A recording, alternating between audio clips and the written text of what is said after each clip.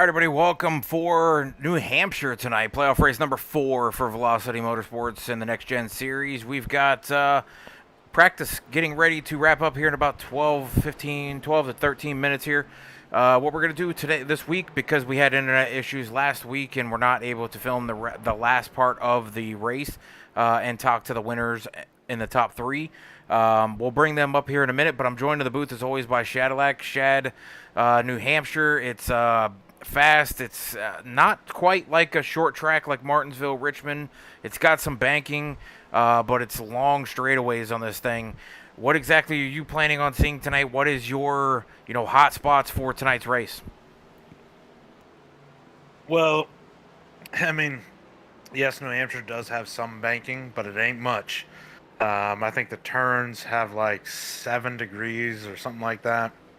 Not very much banking. Pretty much a flat mile track here at New Hampshire. Braking points are going to be key.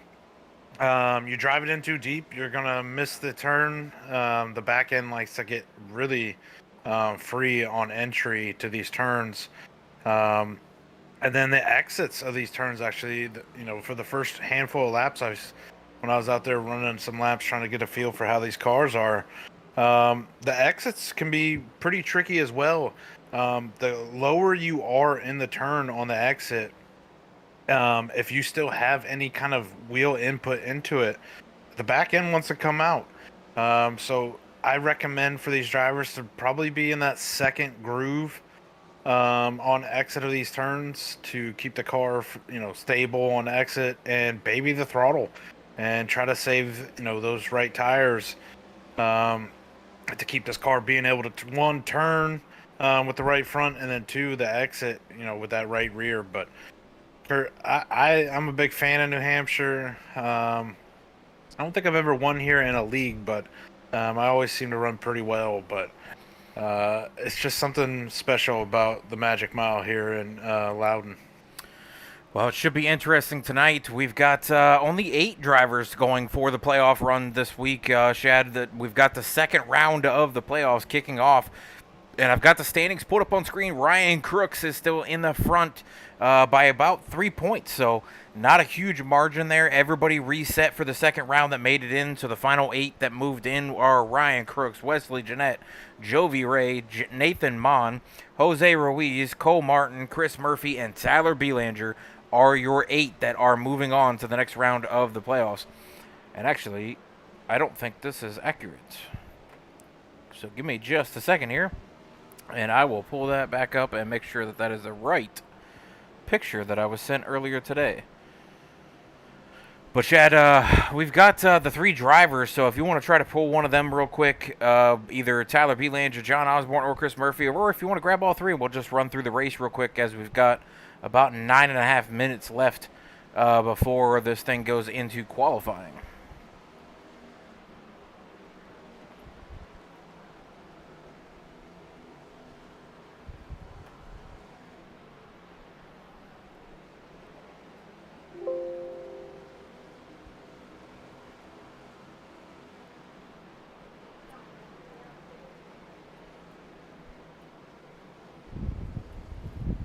All right, they're all up. All right, we brought up the top 3 from last week's race because unfortunately I lost internet during the race, which has rarely ever happened to me. I don't know if it's ever happened in the last 6 months to a year. But the good news is Chris Murphy apparently didn't need us to call it for him, because he comes away with the win, his first win of the season, last season's champion. It gets him into the next round of the playoffs. Chris, it was one hell of a race. I was actually able to watch it on my phone via Shad sharing his screen and stuff to be able to watch it. But it was kind of a crazy race. You had pit strategy that came in play. You had fuel mileage, being able to save fuel. You did the same thing last season with pit strategy being the call. What is it about last week's race that at that specific track that just seems to work out for you in the end?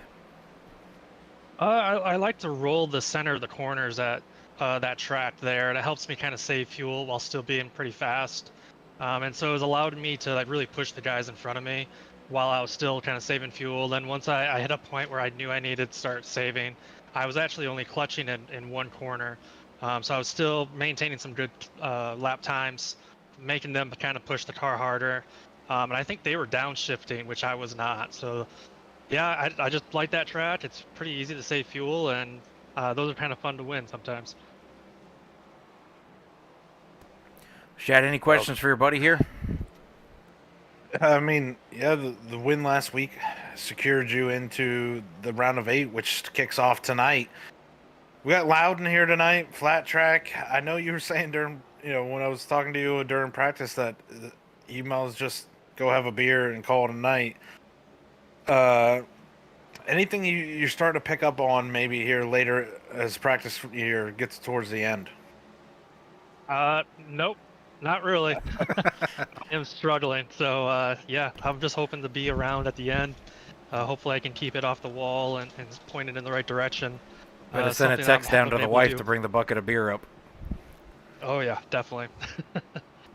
Well, I mean, it was a good race last week. You had a lot of different moves. You didn't have any, severe penalties like you've had in the past with either being involved in a wreck, having a pit road penalty, that type of stuff. It seemed to be a pretty clean race all the way up until the point we lost internet to be able to provide the fans and stuff out there to watch the race. But, I mean, overall, what is it about, that race that just pushed you to get to the end and call that pit strategy? Because it was kind of an oddball call because there was a lot of guys who were not on that same strategy. I believe you and Tyler Belanger were two of the ones that were on that strategy, and then John was coming in with fresh tires and gas, and he was going to be able to make it. Yeah, I think it was confidence from last season, knowing that I could do it. So it kind of gave me a little bit more confidence in myself being able to pull it off. And then having a little bit of a cushion. It wasn't a huge cushion, but I figured I might as well give it a shot there. I thought that was my best chance to get a victory in the playoffs, and yeah, it just kind of worked out. Yeah, but if it went the wrong way, Chris, I mean, you could have been knocked completely out of the playoff round if you'd have went to the back of the end. If you'd have ran out of fuel, it would have been, really bad for your playoff standings. How do you make that call during a race just to say, you know what, go for it? Well, sim racing apps really helped a lot, and when the whole race, I wasn't downshift in the fourth like the other guys were, and so I kind of knew pushing it what my fuel mileage was, and then when I was in traffic and I wasn't on the gas as much as I was supposed to be, I realized that the numbers were matching up pretty well. That I didn't even have to save too hard to be able to make it, so it wasn't as hard of a decision as it probably could have been, but. Yeah, I'm really glad I made it. I don't know if this is going to go that way for myself, but we'll see. Well, we definitely appreciate you coming up and joining us here during practice. I know you're trying to focus and trying to learn how to get around this place, but we definitely appreciate you coming up, and congratulations on that first win of the season, and hopefully that maybe opens up the doors for you, and you can go get some more here before we end out the season. You can try to go for 2 in a row in the championship column. It sounds good. I'll need some help, but yeah. Thanks. All right, Shad, send him back down, and we'll bring up second place, and that's Tyler Belanger from last week in that 88. Tyler, you and that UPS machine were flying around here trying to catch Chris Murphy. You guys were on a similar strategy of fuel saving. It brought you into second place. Prior to the race, you were just outside the top 8. With that finish there in that race last week, you were able to bump yourself into the top 8 and move on to the next round, reset the points, and go at it for the second round. So how does it feel to get through that race? And then same question I gave to Chris, what made you get on that strategy of trying to fuel save? Because for both of you, if it had gone, half a lap short, you're looking at being last and out of the playoffs. Well, I believe actually Osborne got John second, finished second. right there. Oh, was at it the John? end. Oh. And yeah, he passed me in the last 5 laps on those fresher tires. That's my bad. But no, you're good. Third place was a good night for us. As far as what gave me the confidence to make that move was winning the stage. I stretched it farther than anybody in the first stage and was one of, I think, only 2 cars that made it. And it got me the stage win. And I knew Brandon was the guy I needed to beat. I didn't believe he had stage points. I had him trapped a lap or 2 down at that point. So I knew, granted, I didn't finish dead last. I was pretty set to secure moving on to the points, which was really my only concern, was making sure I just transferred. There's so many quality drivers that we're having to fight and battle with this season versus last season that it truly feels like an accomplishment to make it out of the round of 12. So the bold move of the race for me wasn't the second half, it was that first stage, because had I not made that work and I had gotten trapped a lap or two down and had to take a wave around or something, my night could have been catastrophic. So my ball clincher was the first 60 laps of the race, and then from there on out, I felt pretty good about what I was doing. Ball clincher. I think that's the first time I heard that one. I heard butthole clincher, but Shad, you got any questions for this 88 that was able to conserve fuel and make it into the next round by finishing third last week? Well, Tyler, obviously, last week at Kentucky, you win the stage, gives you those 10 bonus points, which pretty much, huh? What did I say? It was somebody in the Discord or the lobby. Yeah, for some reason I heard it. But yeah, so last week, you get those 10 bonus points, which pretty much about locked you in. You had to come in dead last, and I think Brandon would have had to have won the race to even make it close. And I still don't think the math would have added up. But anyways, that pretty much gave you the freedom, I think, to go for that strategy of fuel at the end and stretch it. And, it worked out in your favor. You were able to save enough. Yeah, you lost second place there towards the end of John. But now we go to a track like Loudon, which is completely different than where we were last week. It's pretty much different than pretty much every track that the NASCAR Cup run. And we know that 4 guys are going to make the playoff championship race, but we only have 2 races this round, so 2 guys are going to point their way in. How much pressure are you putting on yourself to either get that win or point yourself in? Honestly, not too much pressure, because I felt like, and this isn't me being a Debbie Downer, I really felt like the top 8 was going to be about what I could make it to, unless somebody has some unfortunate luck. This is a hometown track for me. I do really like Loudon because I like tracks with a lot of off-throttle time that doesn't necessarily rely on a ton of braking. My setup doesn't give me the best brakes, so anything that's long off-throttle like that I really like, and especially with it being a hometown track. But I really figured about 6th to 8th was going to be my spot for this season, so I've accomplished that so far. Looking at the points, it's going to be really tight. I mean, anybody in the top, 2nd through 8 can change like that. Ryan Crooks has a pretty big lead with all of his wins this season, but stage points are just going to be so crucial in these next 2 races. I feel good about my car tonight. I got top 5 speed for sure, but it's so easy to make mistakes here, and once that back end kicks around, good luck trying to save it. So we're just going to try to play it safe, the first half of the race, try to make sure we get some stage points and see what we can't walk out with a finish. But I feel like I'll have a much better shot at the start of this round versus last round, which was the Indy Roval, and that's not a specialty of mine. So we'll see, but keep the fingers crossed. Any spot I can get above 8th will be an accomplishment for me.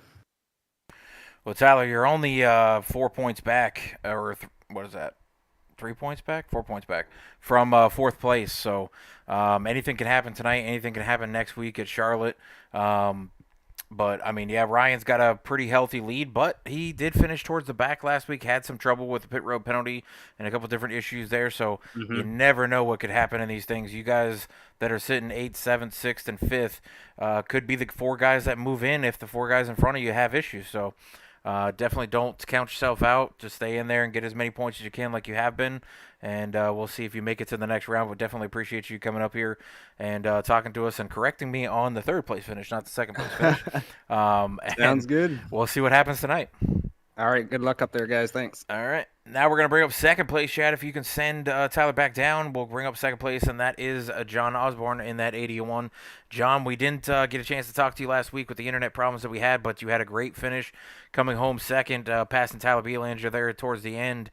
You had a little bit different strategy than those 2 guys did, but it was a little bit different than the rest of the guys that had stayed out and then had to wind up pitting, and you moved up through the field. You had some trouble with some lap down cars and things like that kind of hung you up. Did you have the speed on those fresh tires, do you think, to catch Chris at the end of the race if it hadn't been for the lap down car that got in your way? First, you sure I didn't finish third? I'm just kidding. Yeah. Well, Um, I could put you in third if you want. no, I'm fine where I was. You actually bumped me up one. I definitely had the speed. I decided to save early. Um, and because I came down and topped off twice because I was already in the back anyway from getting involved in that wreck with I think it was the 10 or the 9, whichever one of the Walton brothers. Um, and so I just came and it just kept topping off, and so I decided to save early so I could push harder toward the end. And if I don't get held up by the 38, he was 13 laps down. Why he was fighting me the way he was, I have no idea. I was very frustrating for me, and I had to push a little bit harder than I wanted to right there. I was still managing what I was saving, but I was still, making time on everybody. The one guy I was worried about was my teammate, which was Chris. He's really good at saving. I finished second behind him quite a few times in fuel saving races here and other places. But yeah, I definitely feel I know I had the tires for sure because I just wasn't pushing. And I do believe if I couldn't have got him, it would have been really close, and it would have made some for some great broadcasting for y'all. Well, John, unfortunately, you missed a few races, which kept you out of these playoffs. Last year, finishing all the way into the top four, having a chance there at the end last season. Now you're kind of out there just trophy hunting. We got some pretty good tracks here coming up even after tonight with Charlotte and I believe what's the other one? It's Iowa. Iowa.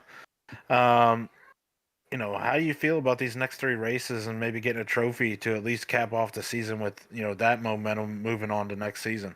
Well, tonight's definitely TBD. I don't think I have pretty good front run speed. I'm about to lay down a qualifying lap here in a few minutes. I found something there toward the end of practice, and I got down in the fives.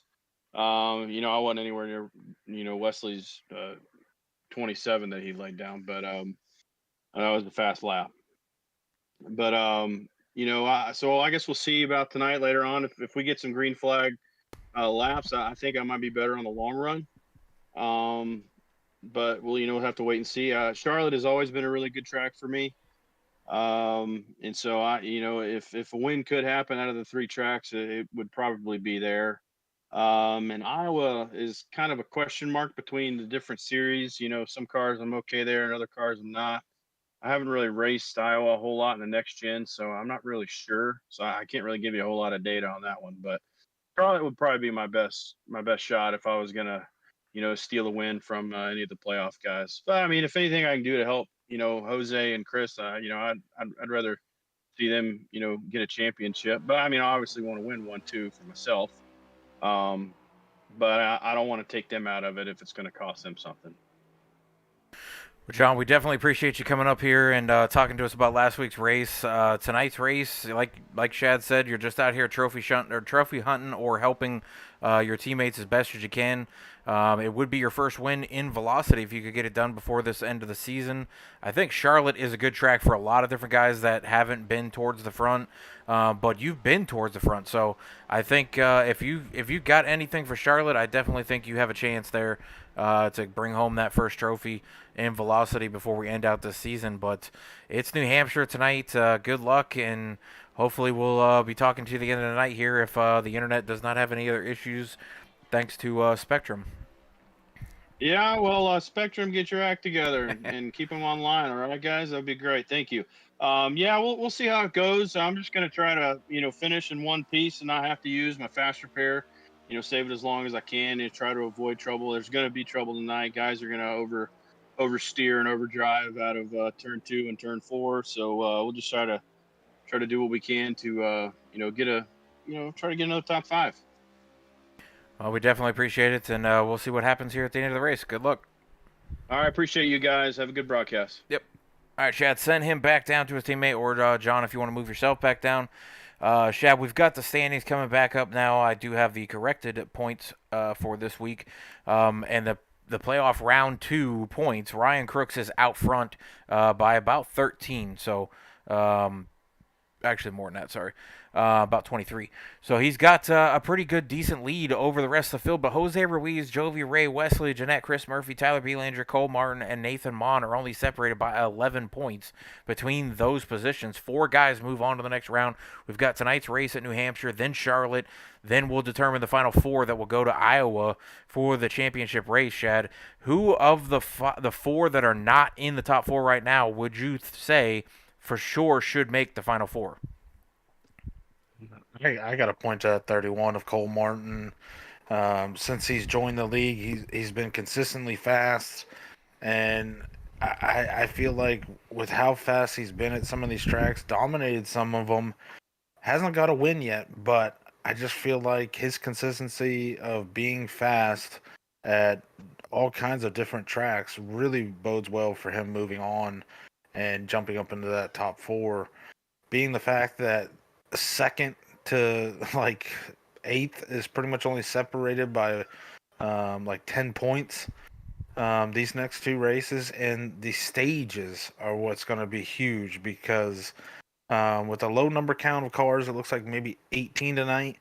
You can't really lose a whole lot of points with your finishing position, but if you don't get any stage points at all, I feel like that's where you can make it or break it moving on to the final 4. I mean, Cole's won several stages this season already. So if Cole wins the stage and say, Jose Ruiz, Jovi Ray, and Wesley Jeanette do not finish in the top 10 by the end of the stage, he essentially jumps to second place in the points by doing just that. So points are definitely on the big swing of things tonight. We'll be trying to pay attention and try to figure out who finishes where in the stage to see maybe if we can update the points as we go here. But, I mean, if Cole comes out and gets another stage win, it's going to be hard for guys to stay with him if he consistently is winning those stages. Even if he's not winning the races and finishing second or third or fourth, it puts so much more pressure on the guys who are in the top 4 and who are out of the top 4 to get into that top 4 by the end of next week's race at Charlotte. So it's going to be a tough one, but looks like practice and qualifying is wrapping up here. We'll go into the live view, and we'll pull up the grid here in just a minute when this ticker runs out in about 45 seconds. But Shad, of the drivers tonight, who are you going to pick as a front runner for the win?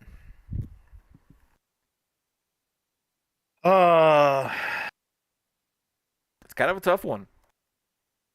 Yeah, I feel like, not to beat a dead horse, but I just feel like Cole Martin wins it tonight.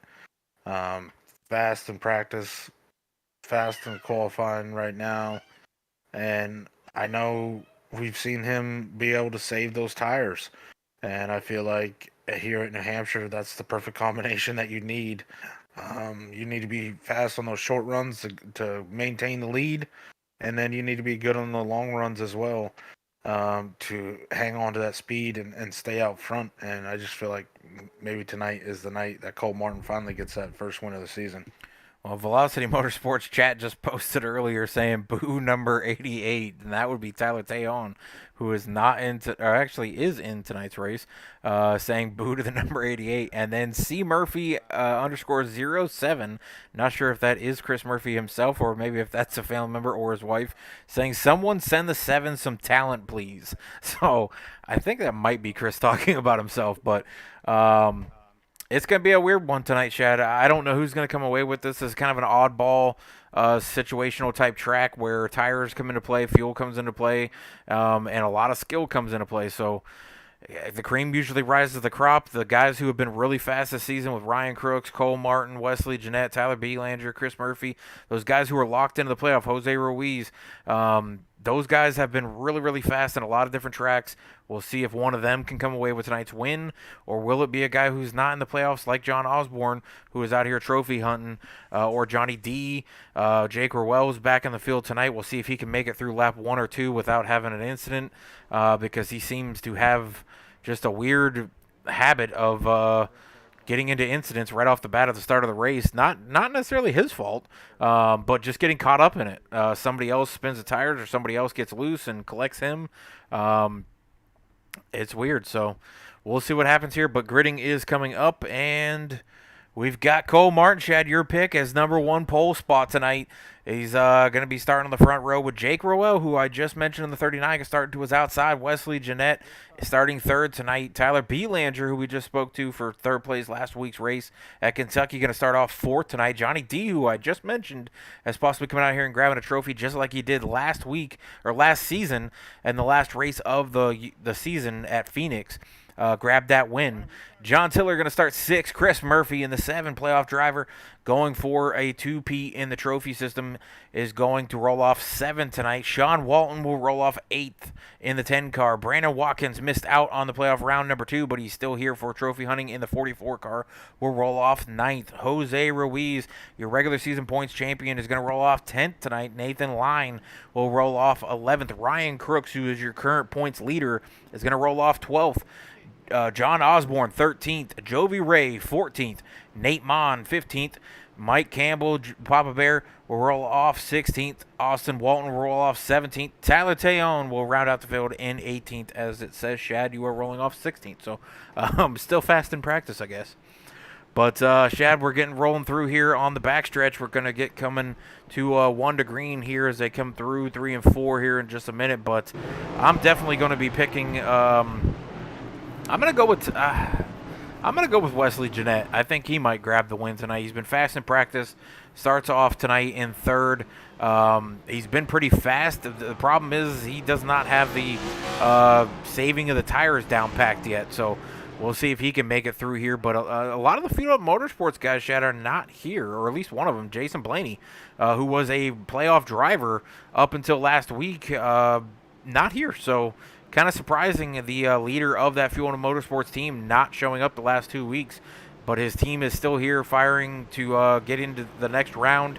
Only one of them, I believe, which is Wesley Jeanette, that is currently locked into the playoffs, trying to get through the second round. I don't know, Shad. I'm kind of concerned with this one. This one can get touchy. Sometimes it can be quick. Sometimes it can be green. Sometimes it can be really bad with guys getting loose and snappy on the corners. Yeah, it's going to be interesting this first turn, who overcooks it and, possibly gets loose on exit as well.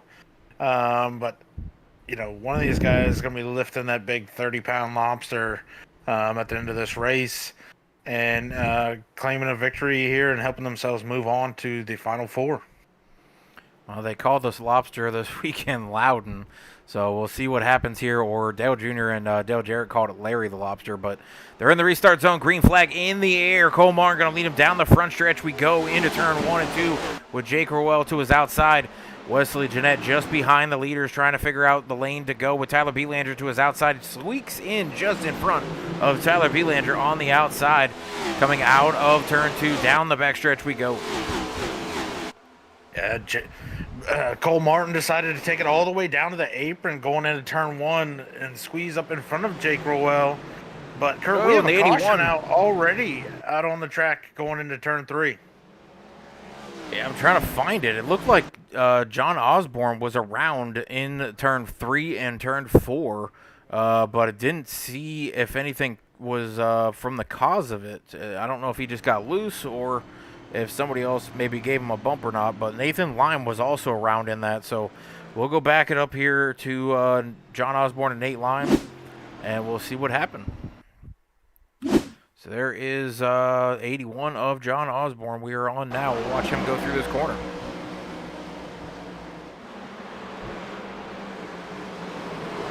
Oh, and he just goes right underneath the 38, and 38 goes around. I don't know if there was a lane there, Shad, or...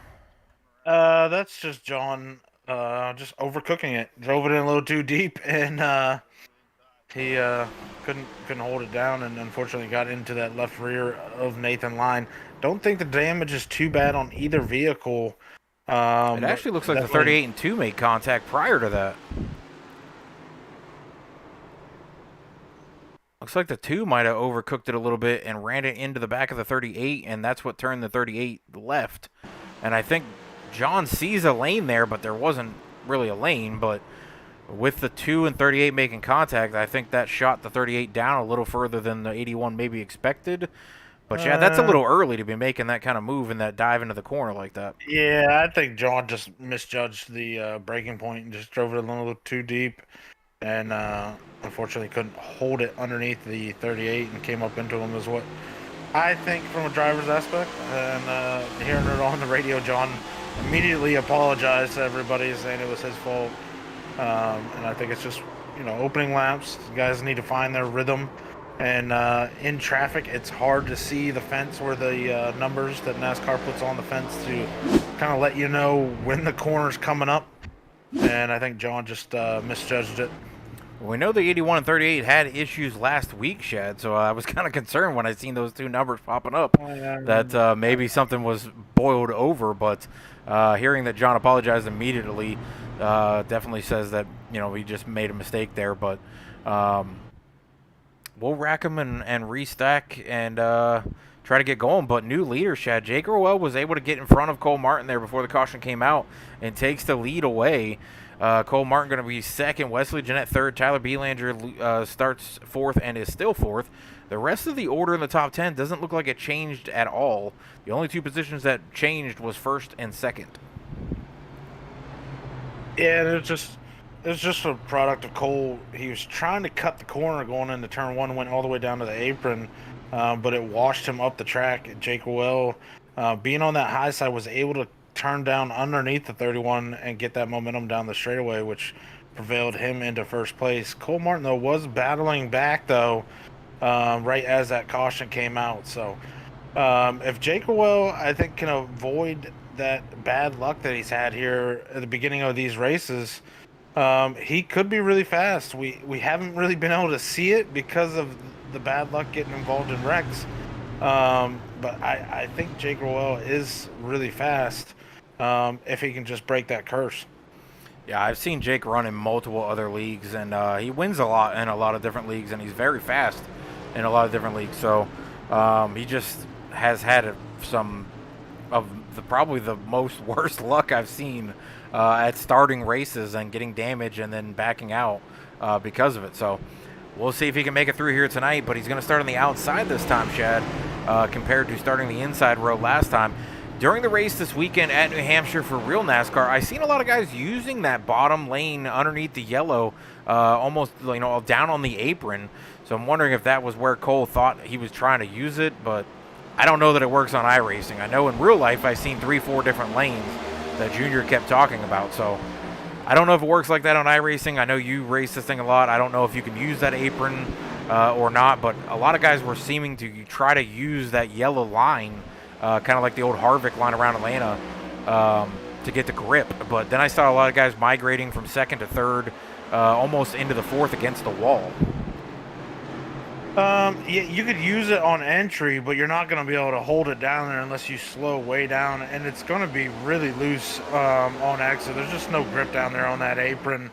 So you can use it on entry, kind of cut it, and then do a little bit of a slide job, wash up in front of somebody, and force them to be on the inside going down to turn 3. As Jake Rowell right there, Kurt, gets loose coming out of turn 2, and look at the momentum that Cole Martin carried. He's going to try to complete that pass. He's in the preferred groove. Right there, Jake Rowell, loose down on the bottom, Kurt, able to save it, but he's going to lose second place, and he's loose coming out again. Of 4, too. Those tires Locks are him up. definitely worn up. Wow. And now we have a caution. A big one. He, got loose. It looked like 2 or 3 times there, Shad. It was close a couple times for him to saving it. And then as soon as it got loose that last time, he tried to lock the brakes down, and it just turned his car right into the field. And a lot of big names are going to be involved in this one, playoff drivers. Anybody watching the ticker and tower during this race, if it has the neon green, they are a current playoff driver. So I have adjusted it for the 8 drivers participating in the playoffs this round. But watching Jake Rowell again, you can see him get loose there off of turn 2, goes through 3 and 4, a little behind Cole Martin as Cole Martin gained it. Got underneath him, got loose again in 3, saves it right at the end of 3, then tries to get out of 4, gets loose again, stops, slams the brakes, and it's history after that. But that's going to be involving Jovi Ray. I think Chris Murphy might have been involved in that too. Chris Did Murphy he miss that? sneaks through this. The seas parted for him just at the right moment, and able to drive right through it, as old Harry Hogg would say.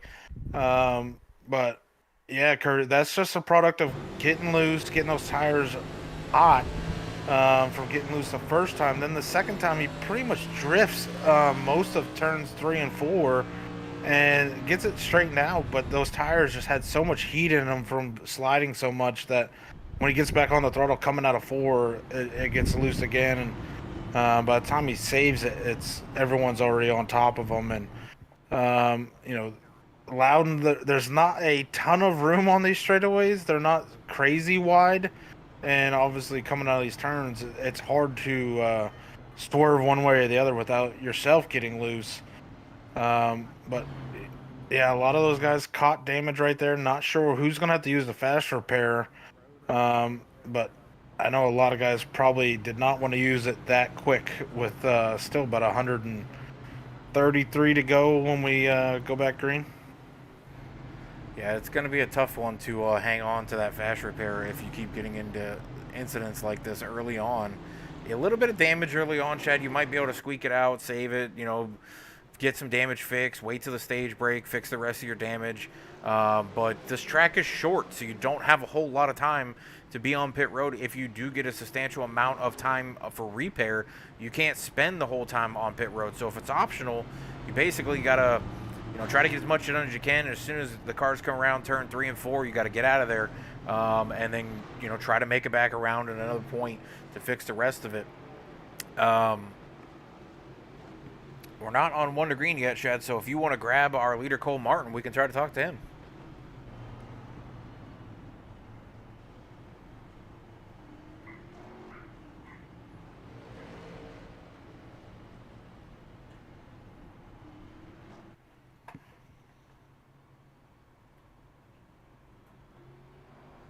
All right, he's in. All right, Mr. Cole Martin, you got a copy? Yeah, I got y'all. All right, bud. You've got the pole tonight. You're looking really fast. You're in the playoffs for the round 2. You lost a little bit there in the beginning with Jake Rowell getting by you before the caution came out. Then he just got loose and you got back around him. What is it about tonight's track so far that you've liked and maybe any dislikes as well? Well, this is probably one of my favorite tracks on iRacing, at least. I feel like I'm one of my best tracks here, so I feel pretty confident about it. It's really different than like the Xfinity or the trucks, but I'm gotten more comfortable with it. But yeah, it's just my type of track. I like it. Well, the car's extremely fast. How are you feeling about long run if this thing does finally get there? I'm feeling pretty confident. Me and Jovi did a long run in practice, and I think I could save a little bit more than him. But yeah, I think I should be good. All right, Cole. Well, no pressure on you, but you're my pick tonight. So get it done. Get yourself more securely locked into those playoffs. We'll send you back down to your teammates. Good luck the rest of the way. Thank you. All right, Chad, and as they come off of turn 4 here, they're going to go into the restart zone with Cole Martin, the 31, going to be firing off first across the start-finish line with that green flag in the air. Wesley Jeanette going to be sitting second with his teammate John Tiller on the outside. Tyler Belanger moving into 4th on the bottom line now. Ryan Crooks is moving up through the field, Chad. He is up +7 already this race. He's our biggest mover next to Nate Mond, who's kind of coming in behind him in that 21 at +8. So those two are definitely moving through the field pretty quickly, even though we've only had, about, 5 green flag laps. So Wesley Jeanette getting a little loose there, Shad. Going to try to come back up the track right in front of Tyler Belanger.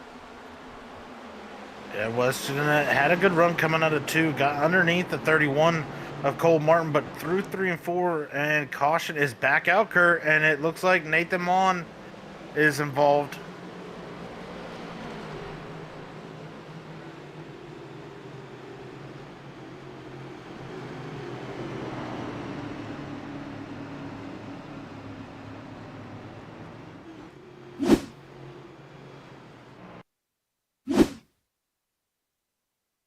Wesley, I saw you slide up in front of me like that.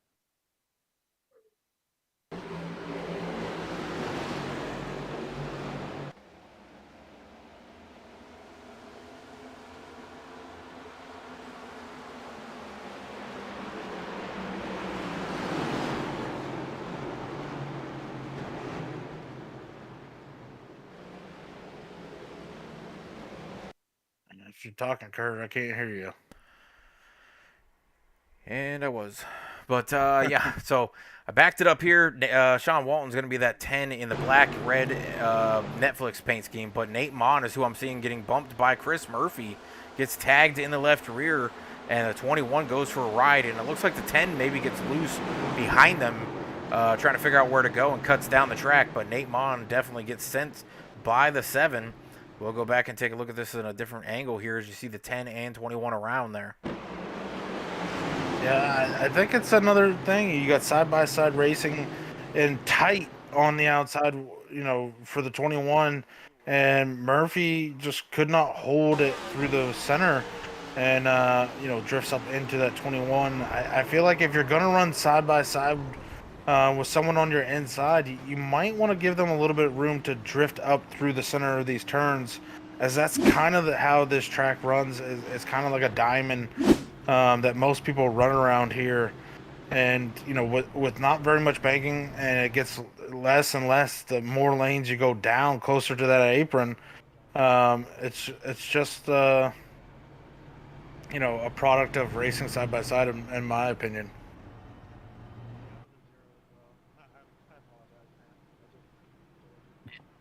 No, that's 2 playoff drivers, Chad, that are playoff drivers that had some contact there. We'll see if that comes back into play, or if Nate Mon accepts the apology from Chris Murphy. But Nate Mon didn't look like he got too much damage from him. Just barely brushed a wall as he locked him down as he slid up the track and just tagged it. Sean Walton doesn't have any damage either, as he just spun to the inside on the apron of the grass. So we'll rack him and stack him again. That is our 4th caution already, Shad. 12 laps of the 17 run. That's not a good stat line. These guys usually are pretty green. Do you think it has anything to do with cold tires, or are the tires warmed up, or is it just the track is so tricky to drive with skill coming into play?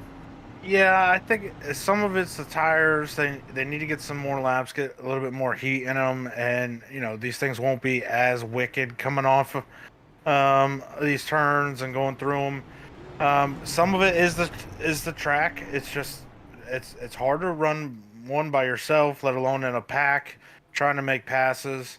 And I think just having caution after caution, these guys just haven't found their rhythm to get in that groove of hitting their breaking points and making their marks on when they want to turn. And I think until we get a long run, we could possibly keep seeing a string of cautions. Hopefully not. And Kurt, do you know what the stage break is? I couldn't find it. I do not know what it is. I assume it's somewhere right around 65 is what I would assume. Let me go ask Tyler. But we're going to rack them and stack them again as they come through the backstretch here. And Cole Martin's out front with Wesley Jeanette. And Ryan Crook still continues his march towards the front. He is now in 4th place, it looks like. So he's going to be up here towards the front and trying to challenge for the lead. That is our most winning driver this season. Cole Martin sitting there with Wesley Jeanette. Wesley Jeanette does have a win. Cole Martin does not have a win. He's got a bunch of second places and a lot of stage wins. We'll see what happens here as they come out of turn 4 into the restart zone again. Cole Martin going to be the first one on the loud pedal with Wesley Jeanette underneath him in that Ford Mustang Shelby.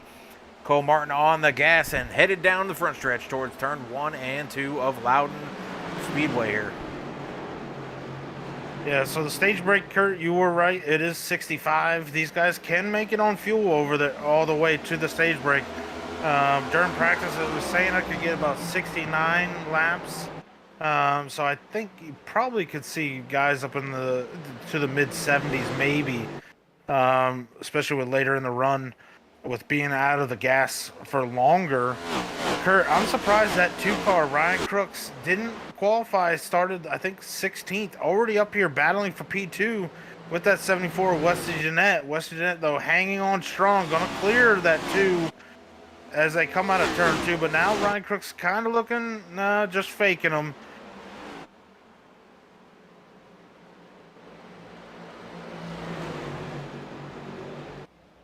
If you're talking, Kurt, you're muted. But Shad, I heard this quote earlier from the NASCAR guys on the Rewind. So they said lots to talk about it. So you said wicked. What does that mean to the drivers or a non-driver like the fans, what does wicked mean when you're inside that car? I know what wicked means, being New England, but explain to them how it affects the car and why it would be so wicked. Yeah, so anyone from the New England area, obviously grew up as right there. Cole Martin gets wicked loose coming out of turn 4, gonna lose the lead to Wesley Jeanette and possibly lose P2 as well as Ryan Crookster looking to the outside. But Wesley drove it too deep into turns 1 and 2, and now, now Cole's looking to the inside, not gonna be able to get it though, as 74 Wesley Jeanette able to still carry momentum down that backstretch. But back to the point of wicked, it just means like you hear people say freak, like hey, it's freaking cold outside. In New England, it's hey, it's wicked cold, or he hit that ball wicked hard, wicked far. It's wicked hard. Yeah, so wicked just means that these cars really bad. Yeah, it's really bad. They could be really loose. They're a handful, basically, is what I'm trying to say with using the terminology of wicked. As Cole Martin once again, Kurt gets loose coming out of turn 4. That's going to open up a gap now to the 74 Wesley. He's got about 6 car lengths now. And Chad, over this 3-car battle. I don't know if you noticed this because I missed it, but Jovi Ray was involved in that first incident, and he's out here running for second place right now. He just got past Ryan Crooks. Yeah, Jovi was, fairly quick. He was about a tenth and a half off of for lap times during practice. But see, Jovi right there on the low line gets loose and is not able to complete that pass on the 31 of Cole Martin. Going to slide right back down into P3. Ryan Crooks, though, Kurt, it's got to be something said that, he was involved in one of those wrecks early too, and he didn't qualify all the way up here into P4. I mean, these 4 guys at the front right now, Chad, are your 4 guys that are in the playoff hunt, and including 5th, Tyler Belanger. So the top 5 is included right now of all playoff drivers. The other drivers that are in the playoff hunt are back in 9th, 10th, 14th, and I think that's it. So those are your other 3 that are outside. So the top 5 right now is all 5 playoff drivers. The other 3 are outside the top 10, Chad. But the 2 drivers up here in the top 3 or top 4 started at the back of the field, and they have run all the way to the front, and both have been involved in incidents. The Jovi Ray, there's no way he didn't have to use a fast repair or something. He came down pit road 9 laps ago during one of those cautions. So I don't know if he maybe took tires or anything, but it looks like he was on pit road for about 4.8 seconds, so I would assume he probably didn't. But he had to have had some damage there when Jake Rowell spun around and went to the inside of the wall. It caught Jovi right in the front bumper, so I'm kind of surprised to see no damage on this 33 car, and if he used his fast repair already, Chad, that's really early in this race, because that was like lap 4 that happened. Yeah, I'm not sure either. I did not catch it. But Jovi Ray looking strong. Cole Martin, I think, his tires might be hurting a little bit more right now than what Jovi's are. As caution is out again. And I see Brandon Watkins slow in turn 2. Brandon Watkins. Yeah, really slow coming out of turn 2. It looked like there were some cars piled up behind him, so we'll back this up and look to see if anybody else was involved in this, but I do see the 44 being involved. So it looks like Jake Rowell is on the inside of the 44, and the 44 goes to the outside. He does a little wiggle there. I'm going to have to get a different view. Yeah, it's almost like there was some net code. And it got Brandon's car upset and got it loose. And, these I'd say there was some net code. Yeah, you overcorrect just the slightest too much. And he ended up in the wall. But looking at his car, Kurt, though, for how hard he hit the wall. It doesn't look bad. I don't see no damage on it. No.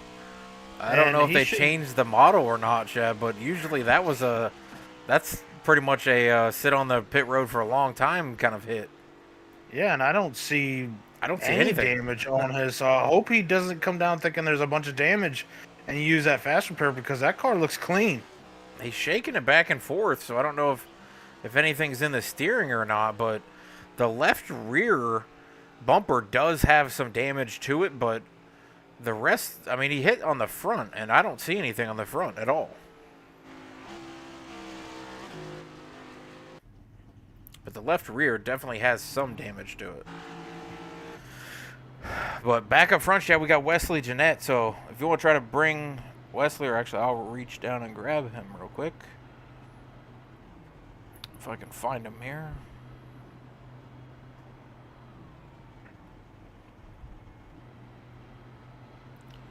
Wesley, you got a copy? This is Swats and Shadowlike in the booth. Yeah, hey man, what's up? What's going on, Wesley? This 74 car is looking pretty good. You've been up front, started at the front, and you were able to get by Cole there for a minute, and then you got a little loose, and it seems like you guys keep swapping back and forth just from getting loose on one end or the other. What is it about the corners here that's affecting these cars so much for you guys? They just, when you get into racing with somebody is probably the most of it. I should have just kind of waited a little bit. I wanted to get that lead because I figured a caution would come out pretty quick. That's kind of what that was all about. I think it's mostly us just not being patient enough coming out of these corners. I'm trying to do a better job of that on this run. Yeah, that's what I was just about to say, Wesley. It's all about patience here at Loudon. Even though you're quicker than somebody, sometimes riding behind him, forcing him to make the mistake is how you can get by him, being that Loudon is so hard to pass at. How do you feel, though, about the long run? We still got about 30, probably 33 laps before the stage break. How do you feel about your tires to get to the end? Yeah, that's the other thing. All the practice I did this week was on a much warmer track, so not really sure how the wear is going to come in here. So I'm gonna try to take it easy this run. I wanted to get that lead and kind of ride if he'll let me. We'll see how it goes, but pretty good in practice on long run, but we're practicing on a much warmer track, so trying to take care of my right front a little bit, but just see how it goes. We'll know a little bit more after this run's over. Wesley, you are a playoff driver. You're in the playoff hunt here. You need as many points as you can get. Are you focusing on the stage win at all, or are you just kind of focusing on the end? Because it seems to us like stage points matter a little more. Yeah, definitely. Not necessarily on winning the stage, but definitely want to finish in the upper half. I think that helped me a lot the last round. I did a lot better with stages than I had earlier in the season, so definitely important. All right, I'll send you back down to Field of Motorsports. Good luck. Thank you, sir. All right, Chad, these guys are getting ready to go through 3 and 4. We'll fire them back up here again. Do you think we're done, Chad, until we get to the stage break, or do you think these guys are going to keep continuing? Nah, I don't think we're done. It's just guys have not got the grip yet on the track. I mean, they haven't got it figured out of how much they can push it. And we still see a lot of guys just getting loose or guys over driving the entrance and, getting into somebody that way. So, like I said, it takes patience around here. You overcook it into a turn, you wash up, you lose positions that way. You get back onto the throttle too soon, you get loose on exit, and you lose positions that way, if not wreck your car. So, the only thing I can say, the big key around here is just patience. Patience with the throttle, patience making the pass. It may take a few laps to make that pass. And speaking of passing, Kurt, we are having a pass for the lead, at least attempting one right now with the 31 of Cole Martin getting underneath Wesley as they go through turns 3 and 4, trying to clear him. Still not clear, got loose, and they get collected. Well, I was going to mention back towards the back shed. We were 3 and 4 wide in some points. But, yeah, that's this one here. I mean, he was trying to look like he was trying to hold it down, Chad, and it just continued to follow up the track, but gets hooked in the right rear there by Wesley, but I don't think Wesley had much of an option there. Yeah, it's just Cole's trying to get that lead, gets onto the throttle a little too soon, and the car just got snappy loose on exit, and it made him wash up the track right into the bumper of West Jeanette, and it carries both of them into the wall. The 31 has major damage on the right front of that car. I think he's definitely going to need a fast repair And Wes Jeanette, looking at his car, he's got damage on both front corners, so he may have to use that fast repair already as well. And Kurt, we still got over 100 laps to go in this race, and that's two big playoff contenders that are going to be maybe going the rest of this race without a fast repair. Yeah, I'm looking at the different things here. It looks like Wesley does come down a little bit, but Cole definitely gets loose or tight on the bottom, and you can see the front end wiggle as he comes up the track trying to keep it, but it just does not. You can see the whole wheel and everything shift, which turns him right into Wesley. But, I mean, if Wesley was up the track a little bit more, Shad, do you think that matters? You said earlier about maybe backing off of each other and giving each other space in the corners instead of pinching each other down. I'm not saying Wesley intended to do that, but I mean, it's kind of how you drive side by side through these corners. You want to be close on the door. Yeah, you can only drive your car. The guy underneath you, he's responsible for his car.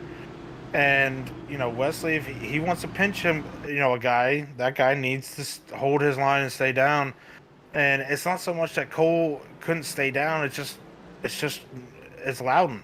And with, you know, the iRacing setup, they're really loose when you get back onto the throttle.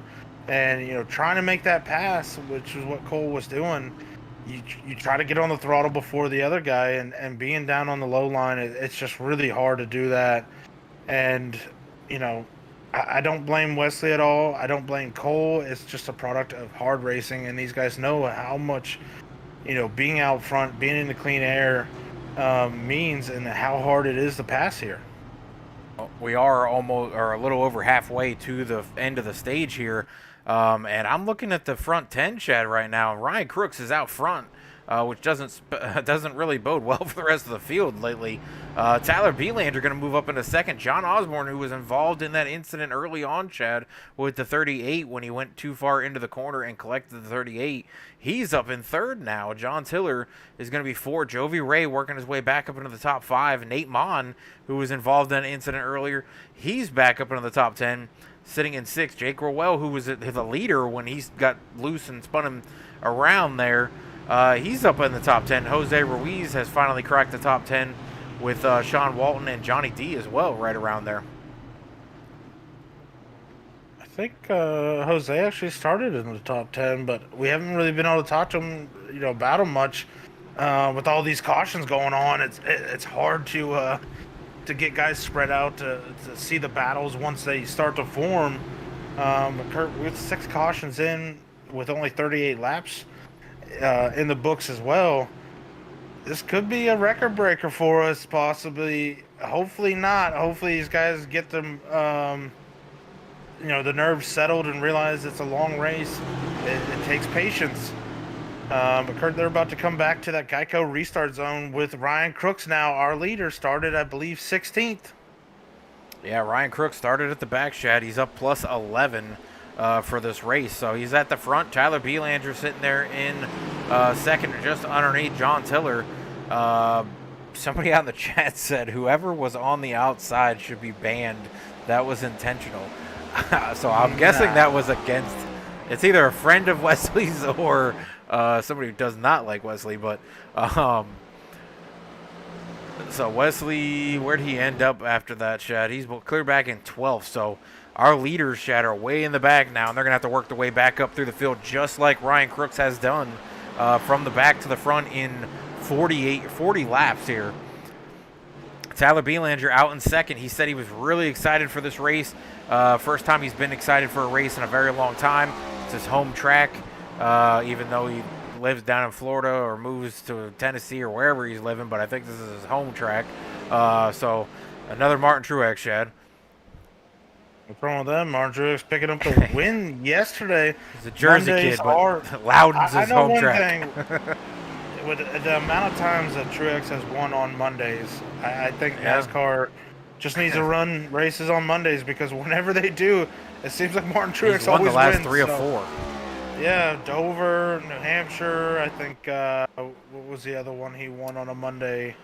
As the first race, or the first win for him. Where was that? You're the Truex fan. Come on. He won Dover his first race. Oh, well, then whatever the second. Well, we got another caution. It looks I like the think- 38's around. And with the 9 of Austin Walton as well, so. You're the Truex fan, so you have to tell us where those races were. But I know I heard yesterday during the race that he had won the last 2 of 3. And then when he won, obviously, it was 3 of 4. So. No, he won Dover twice or 3 times on a Monday. He won New Hampshire on a Monday, and there was another track I think he won on a Monday as well.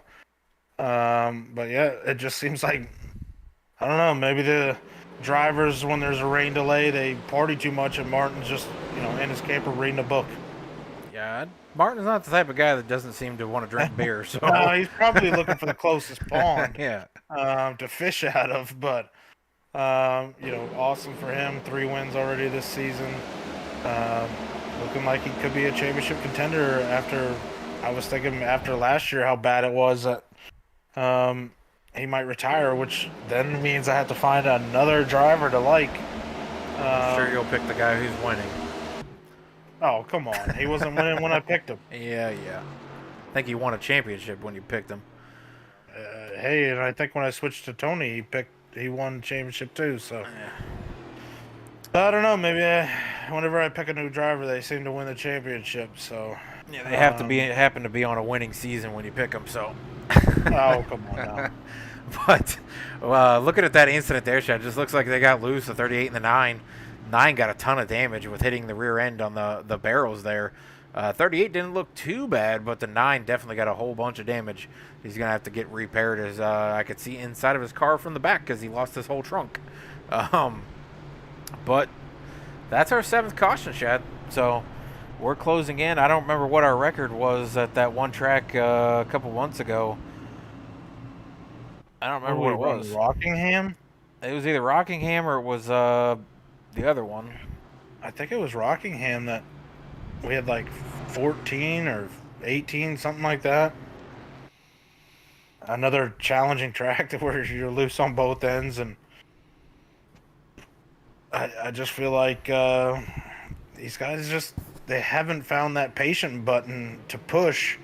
They all are still overly aggressive trying to get what they can, and unfortunately they just are running out of talent. Well, I'm going to grab our leader who seems to have some talent. Ryan Crook's coming to the booth. Ryan, you got a copy? I got you, SWAT. All right, bud. You, I don't know what you're doing out here, but you started at the back and you've worked your way all the way to the front. You were involved in an incident there where it looked like a little net code with the 38 and the 81 was underneath him, and he went around. But I don't. What was the reason on not qualifying? Because you seem to be one of the fastest cars out there. Did you just miss qualifying, or did you mess up somewhere? Yeah, I raced this track in another league about a week ago, and I loaded in early, but I didn't run any practice because I'd ran a whole race, so I was pretty sure I had everything where I needed it, and went off into turn 3 and 4 coming to the green flag lap, and track's definitely got some sort of different setting on it, whether it's temperature or rubber buildup or something like that, and got in the wall and reset and tried to get another lap in, but yeah, completely different track. Got the wall a couple of times, so lap didn't register. Even if it did, I'd have been in the back. So, but yeah, so far it's been good. Dodged the wrecks, just got a little door. Got doored a little bit in the first incident, but no damage. So yeah, looking pretty good. Well, Ryan, you seem to be one of the few drivers out there that has that patient button pushed down, and are kind of just slowly, methodically making your way to the front. And you find yourself out front right now. What kind of pace is in that 2 car tonight? Yeah, she's fast, but I think riding behind Cole a little bit. I think Cole and Wesley are super fast as well. Jovi's got a lot of speed, so we're good. We're right there with them. It's just, I think it's going to be a strategy race, just putting yourself in the right position, staying out of trouble. So we'll see. All right, Ryan, I'll send you back down to your Splash Brother Racing group, and we'll see where you're at the end. Thanks, boys. All right, Chad. He says he's got a good car, so that's usually not a good sign for the rest of the field. If Ryan's got a good car, he obviously has a fast car as he drove through the entire field. But Sometimes, I mean, I heard somebody earlier saying about the temperature on this track that I think it was Wesley that was talking about. They had run it before, and the temperature was different. It's actually 68 degrees out and 72 track temp, so that's pretty cold right now, especially. And 7 getting loose, coming through 3 and 4. Caution out again. Oh, and 39 getting loose coming out of turn 4, locks him up. Whew.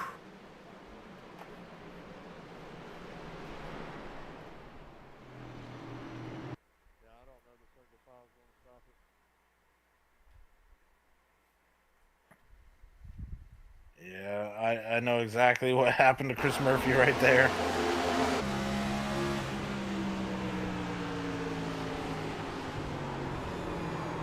You just turn the steering wheel too much? No, that's what happens when you are going into the corner too fast and you downshift and then put wheel in it in the back end, just, it kind of like a wheel hop, and it turns you, and especially being that low through these turns. If you're going to do that, you want to either downshift early so you're slower going into the turn, or just be higher up the track where there's more banking. But that's just driving in and downshifting, and the car just coming out around with the higher RPMs. Well, do you think this cool temperature has anything to do with it, Chad? We've heard a couple different drivers talking about that, and they said they'd run it before where it was hotter. Ryan said he had just ran this track, and something seems different. Is it the temperature-wise? Do you think it's too low, or do you think it's the rubber buildup on the track, or is it just the typical New Hampshire? Because he said he just ran New Hampshire, and it was just fine, and then he comes here tonight with no practice and jumps in the qualifying, and it was way different than he had ran just the other night. With the lower temperatures, there should be more grip into this track. I honestly think it has something to do with the usage that was carried over from practice. Practice, it started with 52%, usage, and it's carried over from practice plus qualifying.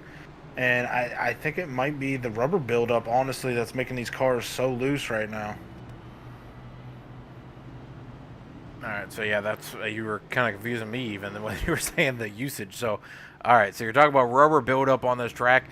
I mean, from the view I'm looking at, I mean it doesn't look too terrible, but it's not really building up in screen. But I've seen a lot of guys in the real life racing chat in these next gen cars where they moved up the track. Is that something you can do in these next gens where you can run that second and third groove rather than trying to run that bottom down on the line? Well, yeah. To me, when you come around here, you want to be in about that third groove. That is where the speed is. That's where there's the most banking, and it seems to be that's where the most grip is. You can venture up, into the black parts of the turn that you see there up in that fourth lane. But the third lane right there, with your right tires being on the black, that's where the speed, that's where there's grip. But you still have to be patient with the throttle. You can't just go full throttle coming out of these turns. You have to baby it. You have to pretend like there's an egg under the throttle. And, that's kind of my key of getting around here. Well, how hard is it to turn this car? Because I know during practice there was a couple guys that jumped in the lobby. They were asking you, because you were out on track and you were in the top 5 for fastest cars, how were you able to turn this car, it seemed like? Well, I was coming down about the 3 mark on these straightaways. That's when I would just downshift and just barely put a little brake pressure to it so it didn't lock up the front, and just let it roll through the center for a long time before I could finally get the feeling that, okay, it's hooked up, it's going to turn. And then I would just kind of baby the throttle slowly and wait until I was pretty much on exit almost completely before I was going full throttle. Well, we're back in the restart zone. Ryan Crooks leading them to the next green flag here, Chad. We've only got about 13 laps before the caution flag will be thrown again for sure for the stage break.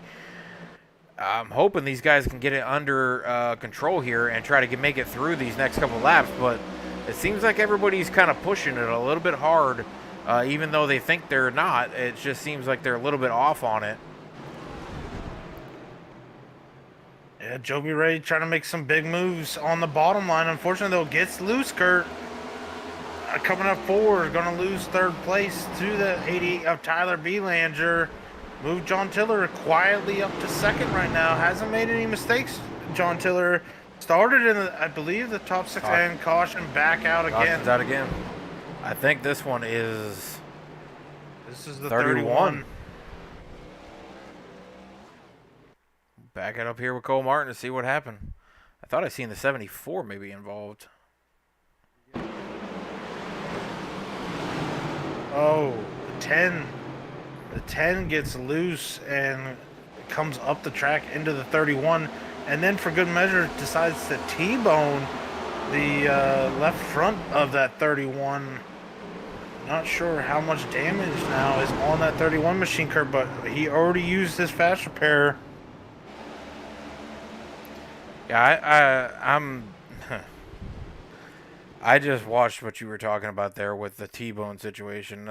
I don't understand what the thinking was there. Like, you got loose, you collected a guy, he spins around, and you can hear the 10 gas it up and runs right into the 31. So not sure I quite understand the thought process there, but that's heavy for the 31, Chad, as we know he was already involved in a big incident, had to use the fast repair. Now he's in the back, gets into another incident.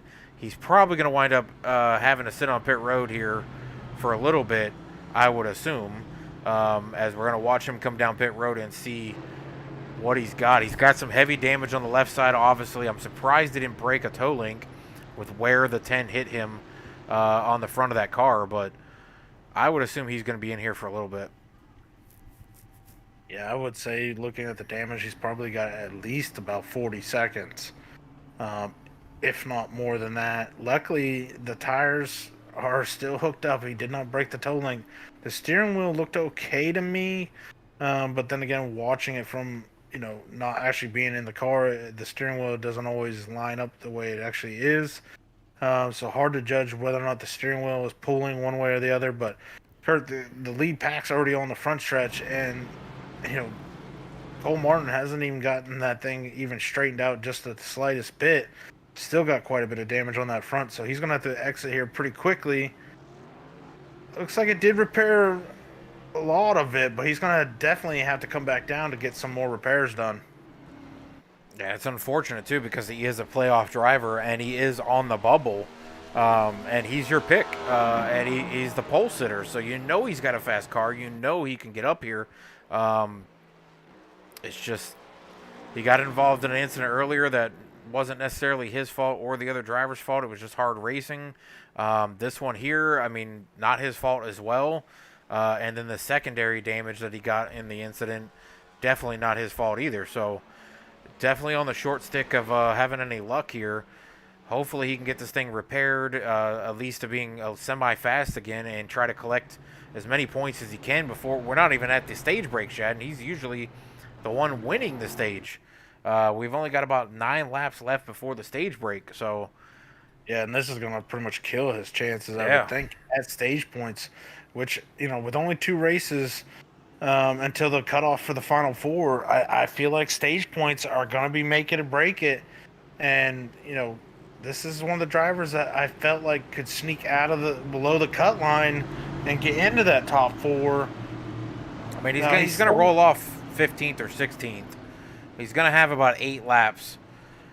If he can pass a few guys here, Shad, he could get in the top 10, maybe get 1 or 2 points. That would be an incredible feat if he could do that. There are some guys in front of him that we probably would say are a little bit off from his speed, but it's going to be tough for him to get some points. Yeah, watching him go around, the car looks pretty good as far as steering and whatnot. The damage doesn't really hurt you too bad here. Aerodynamics aren't that key for straightaway speed here at New Hampshire, so as long as he can still turn it like he wants to, I think he'll be all right.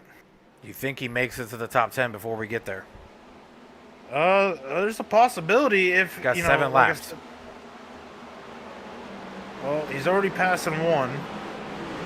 So he needs to get by 5 more people to at least get that 1 stage point.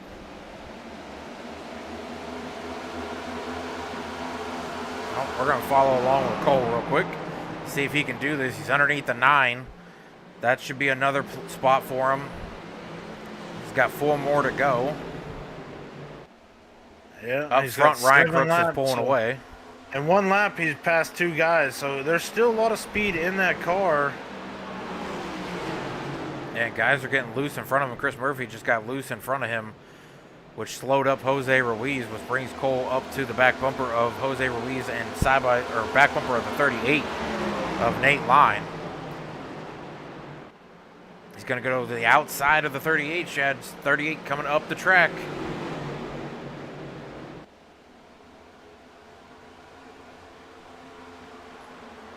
Up front, caution is out. Stage break 60.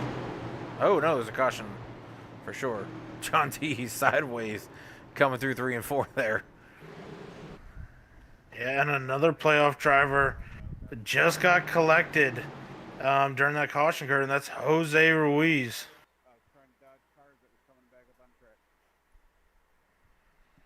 So we'll take a look from Jose Ruiz here. He was just in front of Cole Martin where we were watching. I thought Cole was going to get loose, but does Jose get loose?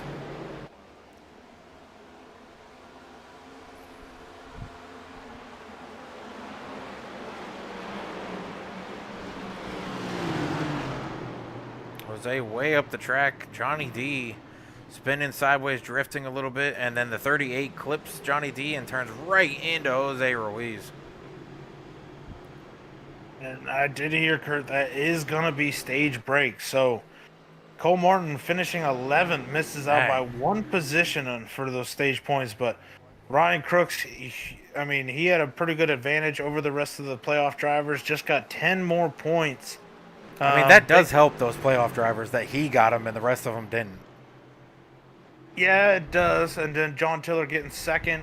Jovi Ray, getting huge points. That would definitely help him be in the top 4. Jake Rowe, not a playoff driver. Yeah, Tyler Belanger, I believe, got 5th. He got, 5th or 6th. And then Nate Mon getting 6th. Wesley Jeanette battling back to get 8th or 7th. I don't know. I can't. It says Brandon Watkins leader. We know that's not their case. Yeah, I think he stayed out. So, moved Wesley up to 7th. Then you got Chris Murphy, another playoff driver, getting 9th. So, interesting first third of the race, Kurt. A lot of cautions, 10 cautions here. Still got a long way to go. More laps than what we just did. I hope these guys can figure it out and get it clean and green for at least 30 or 40 laps.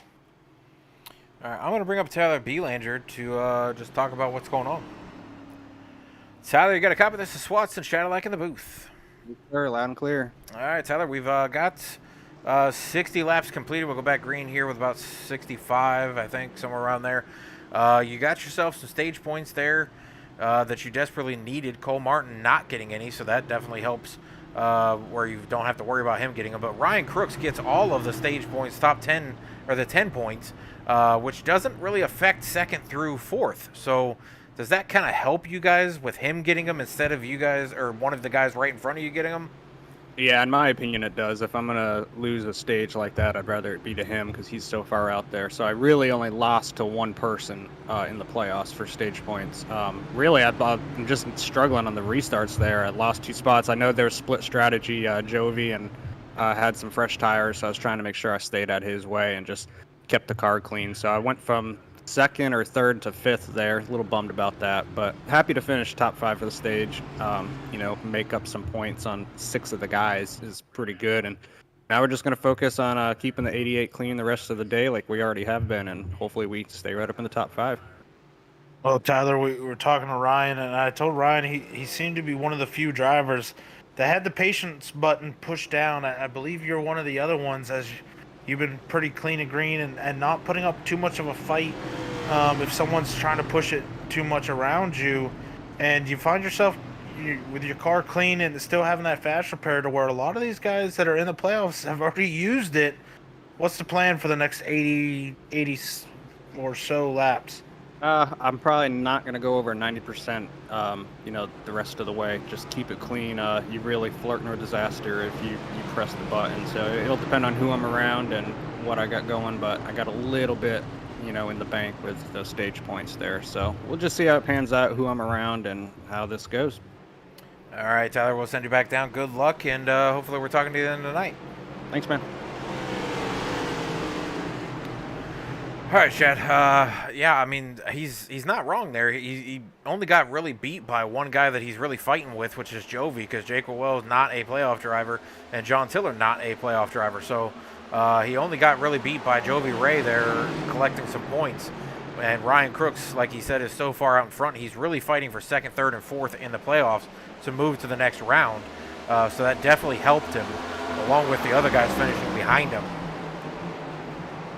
Yeah, for sure. I think, if you want to give up a stage win, like he said, you want to give it to the guy that's, so far out in front of the, everybody else, that it doesn't hurt the rest of those guys that, when you're trying to catch them. But up front, Kurt, Jovi Ray takes the lead from Brandon Watkins, and the 39 of Jake Welker, he's back up here in the top 4, but that car is still all sorts of out of shape. And there's a big wreck back there, and it collects the 31, and it's heavy damage to that 31. And Yeah, I think the 74 is Wesley involved. is also wrecked. And he was already in an incident, too. We'll back it up here. Take a look from the 74's view.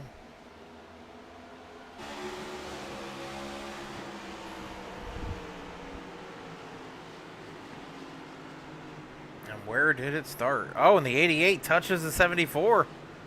88 makes it through. 38 gets involved. 31 gets involved.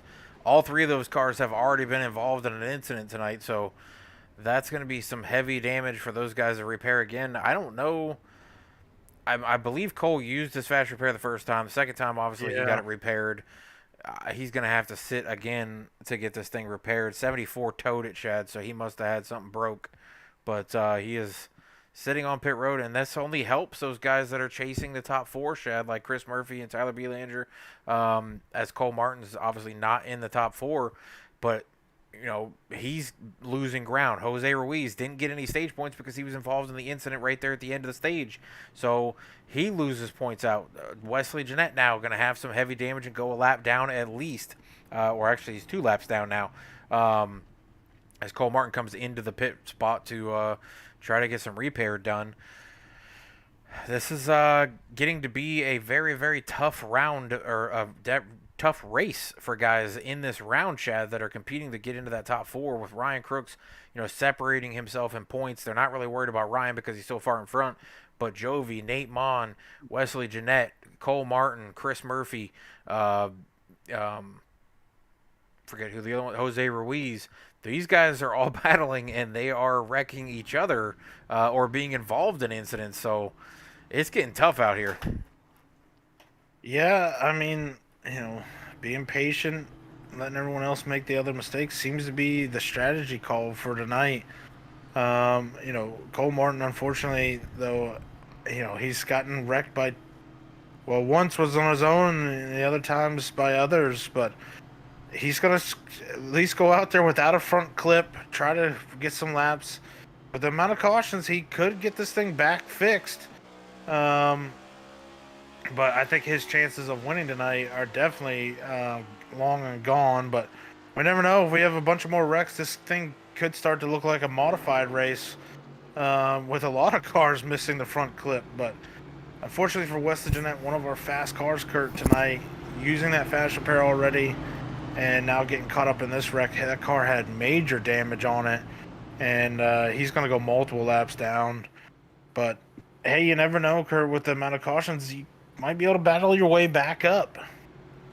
Yeah, I mean, if you're 3 laps down, we've already had 11 cautions, so it's not outside of it. They're starting to put tires on it, Kurt, so he could have that thing all fixed. I don't know if he used the fast repair before, so Well, he it used doesn't it. look It's like still got yeah, damage on he it, used but it, so he at least is back out there. And what is he? Two two or laps, three three laps laps down. Yeah, so it's still within the shot of getting back on the lead lap and at least I think gaining he's some points. I think he's 2 laps down. So I mean, 2 more cautions, Kerr. He's back in there and at least has a chance to improve his finishing position. And we've seen Cole Martin out there, with damage, and he was still fast. So as long as the steering wheel and your turning is still good, Jeanette could still come home tonight with a top 10 if he can get those laps back. And I'm kind of concerned, Chad, with the 44 Brandon Watkins being up here. I was concerned with him last restart, but he's on 21 lap old tires up towards the front because he's been involved in incidents here. I don't know if this is going to work out for him or if he's going to be in the way. I think he's going to be a moving roadblock that these guys are going to have to navigate. But then again, we've done a lot of caution laps. So, how bad are those tires? And I think, for guys that... Oh, that thing tells us right there. Driving in too deep right there. And we're going to be wide. 3 wide. And they squeeze them. But able to at least keep it straight. Well, guys are moving all over the place, Chad. I feel like we've been driving from the start of this race. It almost feels like it's the last lap from the start of the race, the way the guys have been driving. But a lot of it is the track, and a lot of it is guys just trying to move and navigate their positions. But Jovi Ray out front looking for his second win of the season if he could get it, Chad. Chris Murphy moving up through the field. He's now in 6th. John Osborne in 7th. Cole Martin up to 10th, Chad, with no front bumper. Yeah. It looks like it's having a little trouble right now turning, but there's still enough speed in it for these straightaways here in New Hampshire that aren't too long. Now, does he have a race-winning car right now? I don't think so, but he's definitely got a car that can finish in the top 10 as long as there's no engine problems with overheating. But without having that front flip... No front bumper, he should have plenty of room. Yeah, 38 there comes up on him, can't keep it down. But look at that 31 Kurt. I don't know how he's doing it. No front bumper, he shouldn't be overheating at all, but he's definitely got some speed in this car to have no front bumper and making the passes that he is. He's already cracked the top 10, Chad. He's in top 10 right now. I mean, that's a pretty good feat to come be involved in like 3 different incidents here, or 4 different instances, and still be able to come out here with no more fast repair. Oh, and the 2's around. Ryan Crooks is loose. And I don't think that's going to bring out a caution because he's off the track. Nope. He's going to have to get her back going. Damage-wise, though, I don't think it's too bad. Yeah, it didn't look like he had much for damage. A little bit on the right front is pushed in. Other than that, compared to the 31 of Cole Martin, his car's clean. So the 2 just got to catch back up to the field, maybe a caution. And we see the 12 around, and now the caution does come out. Oh, that definitely helps Ryan Crooks again. John Tiller around, so that's going to bring out our 12th caution of the night. And I think, Kurt, this will take fuel strategy out of it. These guys, after these caution laps are ran, I believe they can make it to the end. We're backing it up to look at the 12 right now. And he just gets loose. You can see the car sliding on him and sliding on him. He's not even on the gas. He's trying to stay off of it. Doesn't look like he has any damage, though, so he's good there. Yeah, I don't think he hit anything. He just spun it and locked it down. But the 2, Ryan Crooks, he spun, locked it down, did touch the inside wall just a little bit.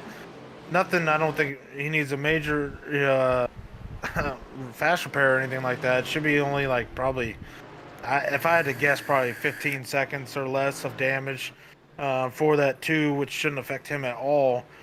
But this does help Cole Martin, too. He can come down pit road, spend a little bit more time this first time down, and get some more repairs done to that car. And also, West Jeanette, Kurt, I think he might be the lucky dog here. Yeah, I don't know if it's going to go to him or if it's going to go to Nate Line. It's showing me Nate Line is 1 lap down, so there goes Nate Line. Yeah. He's now the Alexander Custom Lux Dogs, which leaves Wesley Jeanette by himself as the really the only car out here trying to get some laps back, but I don't think it's out of the park, Chad. I think he's still got. I think he's within the ballpark of getting the 2 laps back, especially as many cautions we've had. We've had 12, but -1 for the stage break here, and we still have 69 laps to go. We'll go back green probably about 67, but I'd say he's still in this, and his car looks a lot better than Cole Martin's does, and he had just as much speed as Cole Martin did. Yeah, Cole Martin with the modified look had a lot of speed left in that thing. So Wesley should still be plenty good enough to have speed in that car. He just got to get those laps back, and as long as no cars go a lap down, and he gets 2 quick cautions, he'll find himself back on that lead lap, and he can make his night a lot better than where it's sitting right now. Now, with the caution laps that we've had, Chad, since the end of the stage break, can the guys make it without having to pit if they didn't stop during any one of these cautions after the stage break? I think they would have had to have stopped here. Now, granted, if we get some caution laps, then obviously that changes it. But I think if you stopped here, you're good for the rest of the night as far as fuel. Now, if we were to have actually green flag laps and we go 30 laps, and then a caution comes out, I think you're going to want to pit and put some tires on it. Well, Jovi Ray's back down pit road again, trying to get this front bumper Cole Martin. attached. Or yeah, Cole Martin, sorry, is down there trying to get that front bumper attached. But the problem is, Chad, New Hampshire's so small, he's not getting a whole lot of time on pit road to get this thing fixed, which is what I was talking about earlier. Without the fast repair, you only get, maybe 10, 15 seconds before that pace car gets to the middle of the front stretch where you got to get out of there. And it looks like some of them are leaving a little earlier than probably they could. The most time you get is that first time down when you're grouped up with the pack. The second time down, you only get, like you said, about 15 seconds. So you can do probably about 45 seconds of repairs, as long as you don't take tires and fuel.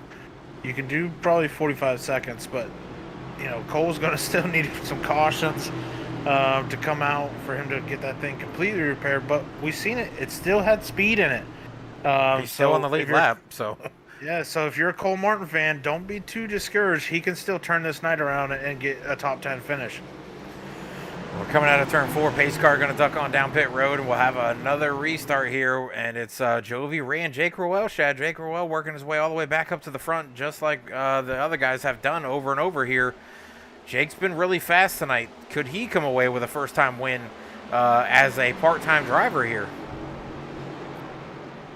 It's definitely a possibility, but Jake Rowell needs to make sure he's got that patience button, because there was too many times where he was getting loose. He was getting under that throttle too hard or too soon and getting that car out of shape. But if he's learned his lesson, he could be battling Jovi for the win. But Jovi was really quick in practice too.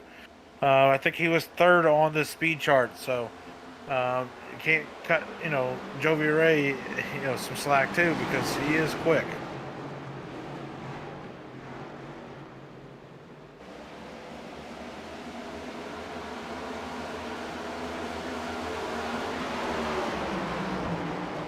Doc and Kurt, you're muted.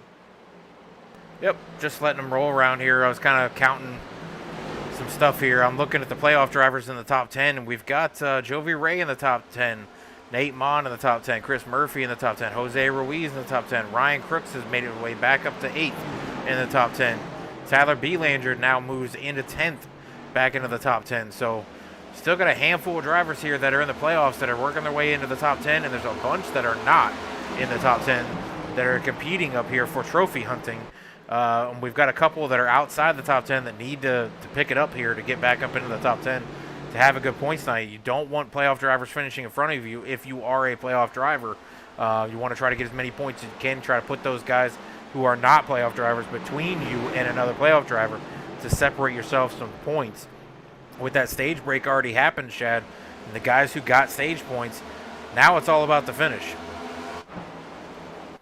Yeah, I mean, if you got stage points, you want to cap off the night with a decent finish, that will definitely help Charlotte be a lot easier for you to make it into that top 4. But Ryan Kurt, we've seen him with that self spin, a little bit of damage, working his way back up towards the top 5. And Cole Martin's sitting in 13th right now, but Cole Martin, Kurt, no stage points. So Cole kind of needs a solid finish to not lose too much ground to those guys in front of him that he's chasing that are going to be in that top 4. But, right now, Kurt, Nathan Mon started at the back. He's been quiet, worked his way up, now sitting P3. But Jovi Ray, Kurt, if he was to hang on to this, I think he would be the big winner and make up a ton of ground on those other drivers and maybe secure himself a little better into that playoff Final 4.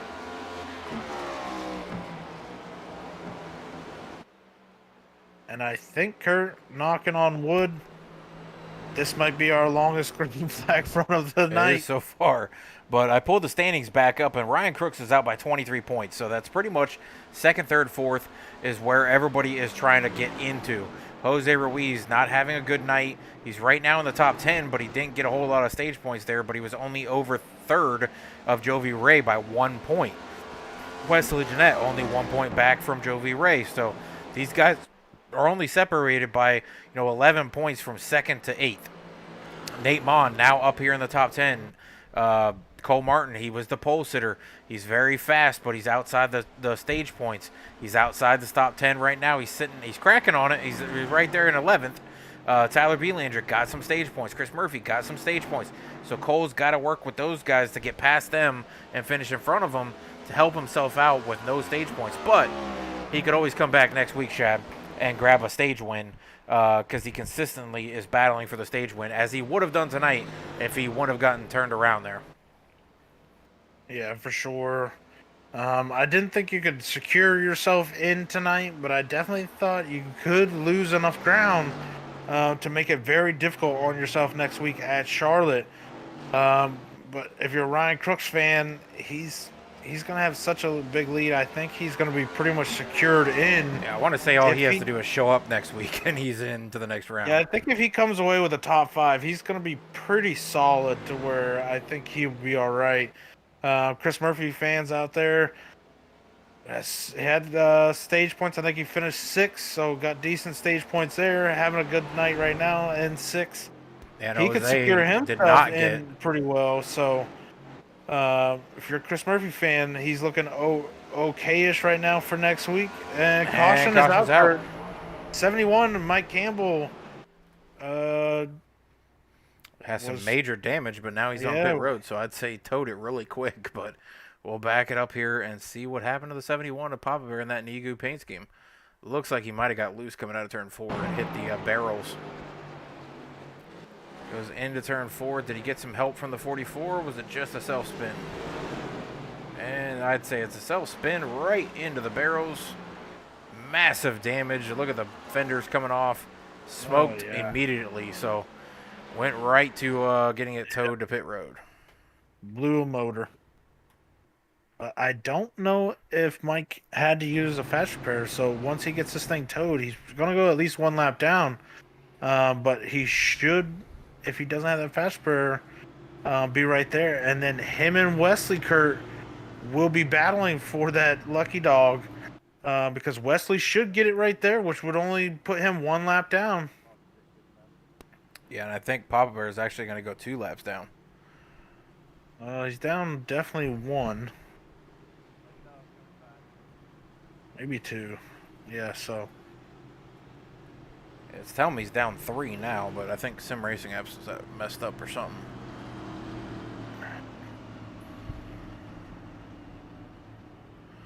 But, yeah, Wesley does get back to 1 lap down, Shad, which definitely helps him because nobody else around him can get there. He needs to stay out of the incidents, have another caution come out, and get 1 more lucky dog to go back on the lap. And then I could see him turning it on, Shad, to get back up here to the front. Oh, yeah, definitely. I mean, he still had speed in that car, so... it looked like he was kind of babying and around here waiting for cautions. Yeah, and 31 of Cole Martin still on pit road trying to get a front bumper on that thing. They cannot get it attached. Yeah, not sure if I... Oh, there it goes. One. They finally got it duct taped. Finally has a bumper. he may be able to get it fixed completely if we get another caution out. He better get off pit road. There he goes. I mean, it doesn't look bad now. So, he's been fast without it. If it gives him a little bit more speed, maybe it'll help him get up into the top 10. But the only problem for him, Shad, is that it keeps resetting him at the back of the field every time. But luckily for him, he is on the lead lap. And there's guys who are getting put a lap down for being in incidents that he's staying out of now. But he's going to come down pit road one more time. If anything, he's getting to be an expert at making it into the pit road at New Hampshire. Yeah, if we had to make green flag stops, I think he would have it down packed. But we'll have to see. I think a couple more trips down pit road, that thing might be buffed out enough to where we could be watching out for Cole Martin at the end of this. Yeah, I'm not putting Cole Martin or Wesley Jeanette out of this at all. I feel like those two, if they can get their cars repaired or back on the lead lap, I feel like those two march to the front again. If they can stay out of trouble, marching their way to the front, I feel like the guys at the front better not be comfortable where they're at, because I feel like Ryan Crooks, who's towards the back right now in 8th, Cole Martin, who's back in 14th, and Wesley Jeanette, who's one lap down sitting in 15th, if he can get that lap back, I feel like those three guys are going to come through the field to get back to the front. And Ryan's already done it, I think, 2 or 3 times tonight, so.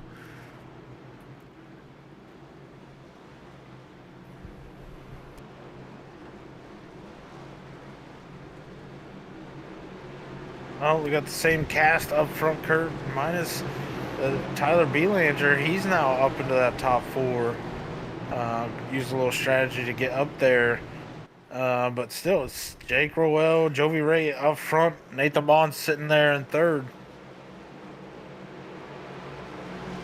Jake Rowell, the lone man out here, kind of a lone wolf, trying to stick his nose in the playoff business here, collecting a trophy if he can. So into the restart zone we go, firing him down the front stretch into turn 1. Jovi Ray going to get in front of the 39.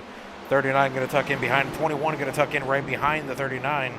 88 going right behind the 21 through the corners. We come out onto the backstretch.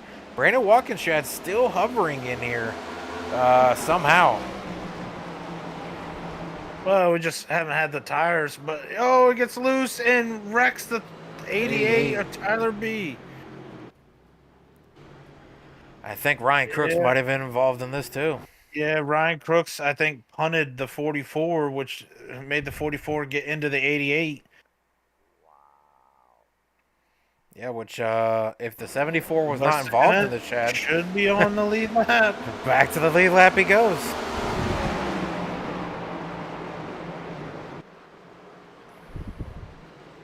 Yeah.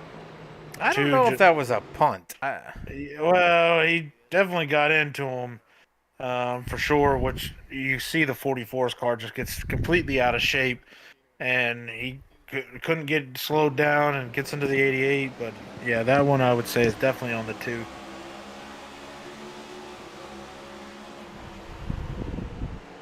Oh yeah, he definitely rammed him, but it looked like the 44 let off early for some reason. I don't think the 2 was expecting that either.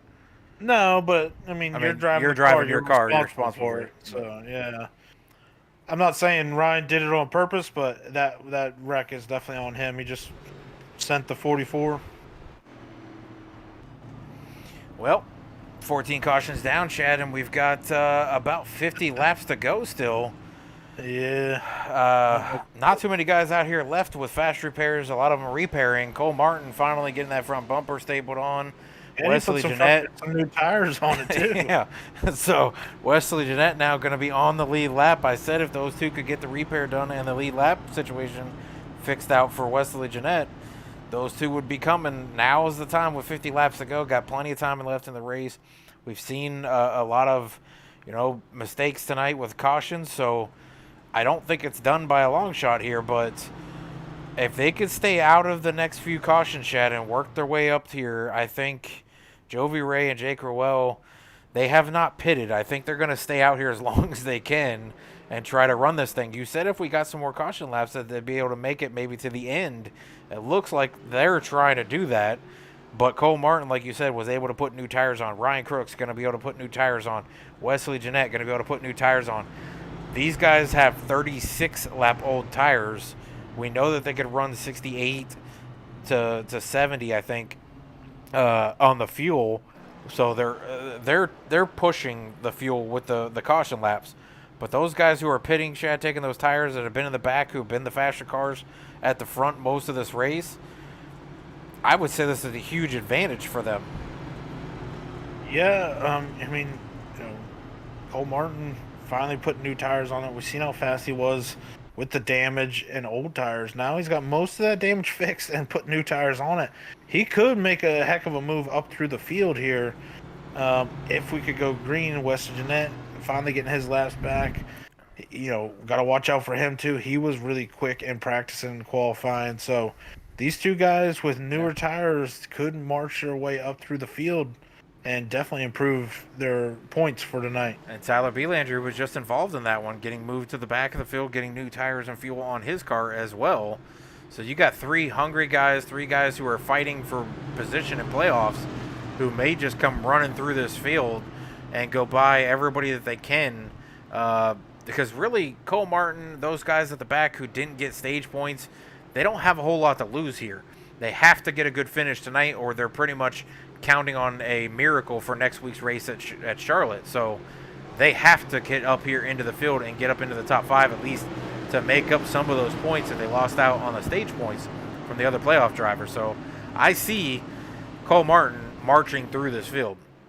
And Ryan Crooks is back there with Wesley Jeanette and Cole Martin and Tyler Belanger. So you got 4 guys who are about to put on the bulldozers and come running through this field. Yeah, definitely going to be something to watch these 4 guys try to work their way up and see what they can do with these guys that are out here on older tires. They got to work together, I think. I don't think they can try to bully each other. They got to follow each other. They got to work together. They got to try to do something here. 3 wide for Tyler Belanger with Austin Walton and Nate Line.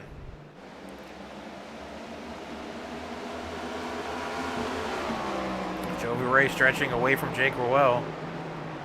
Back towards the back again as we check in on these guys. Ryan Crooks trying to follow Tyler Belanger. Cole Martin and Wesley Jeanette, Shad, are not moving as quickly as I thought they would be. Are they maybe babying it a little bit, thinking we're not done having cautions and they're going to stay back and wait? I don't know. Wesley didn't get going very well in that restart and kind of hung them both up. So that's kind of why there's a big gap back to those 2. But I think they'll start to catch the guys that were a little bit slower, that were towards the back of this field, as we see them. You know, Cole Martin already gaining on that 38 when the 2's right in front of him. So Cole Martin's starting to make some room. Oh, Brandon Watkins around. No caution. No caution. Wow. I don't believe anybody hit him. No, he hit the inside wall, though. Cole Martin getting around the 38, so move Cole Martin up another position now. The 74 West Jeanette also trying to get underneath him to get around him as well. So they're starting to work their way up. Still got 45 laps. They can definitely turn their night, maybe not a winning night, but definitely to where it doesn't hurt them as bad going into next week. Jovi Ray looking good out front, though, in that 33 Ream. Jake Rowell sitting there in second. These guys are all on older tires. 41 is what first, second, and third are on. Everybody else has pitted and taken tires or fuel, so they don't have to worry. These 3 guys up here, they're pulling away from John Tiller a little bit, but they're on old tires, so they got to get away from everybody. Another car around. And it's Tyler Belanger and Cole Martin is in this one again. Yeah, but it's not bad. It's not bad as it was, but But the 88 of Tyler Belanger, I think if he used a fast repair, I don't know. Well, of course, the damage doesn't look that bad on his, so.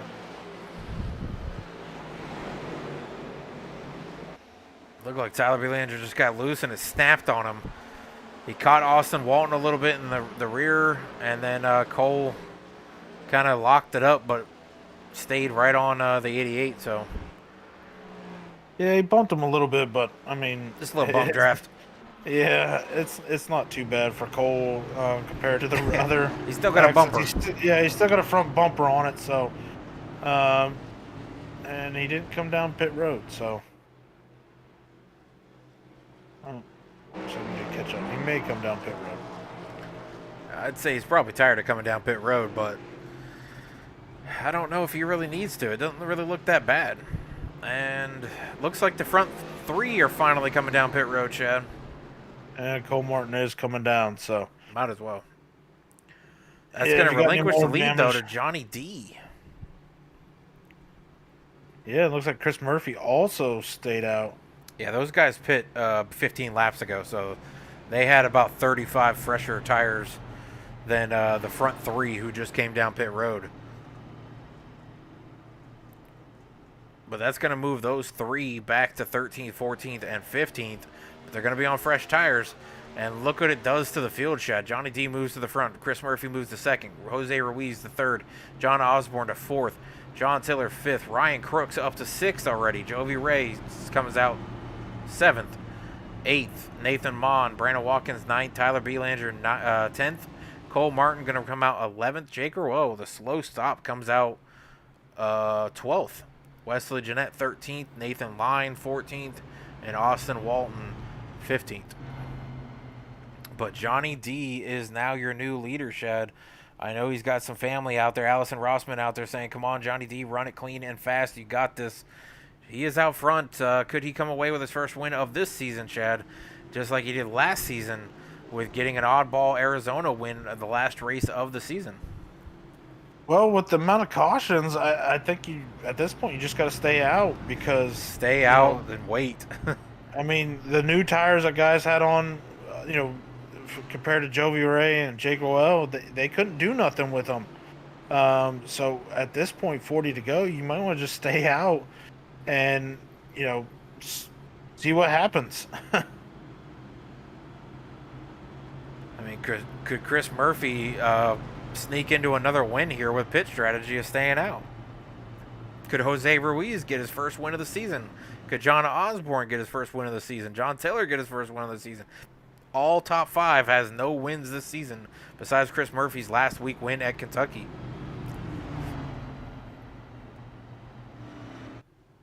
But there are some heavy hitters lined up behind this front five. Ryan Crooks, Joey Ray, Nate Mon, Jake Rowell, Wesley Jeanette, all lined up right behind the front five. And they're going to be on 14 lap fresher tires. And now fuel definitely doesn't play a part in this race.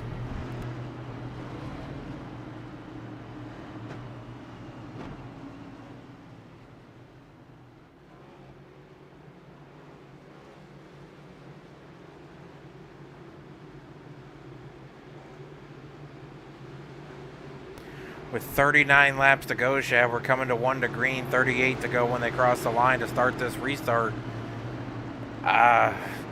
These guys have got to be running out of time on pit road. They've got to be running out of fast repairs. I'm wondering if these guys kind of just slow it down and kind of roll through here, but we haven't seen anything of the such. Like, nobody has slowed it down. Nobody has really been patient. No, that's definitely has not happened, but green flag back out. Johnny D gets the jump over Chris Murphy. Gonna clear him going into turn one.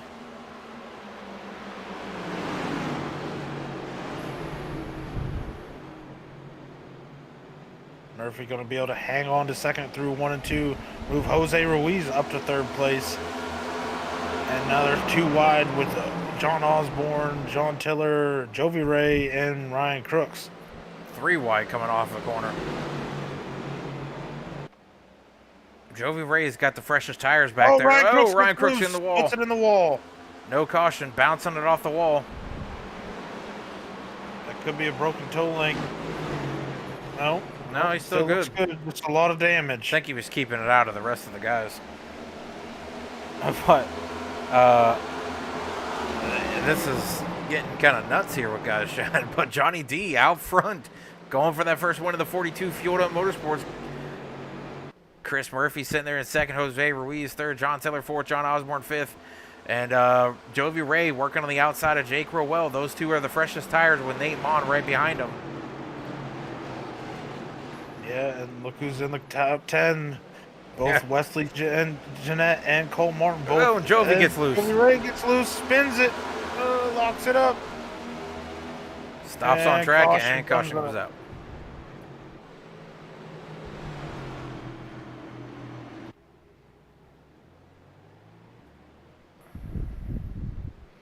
Well, that resets the field again.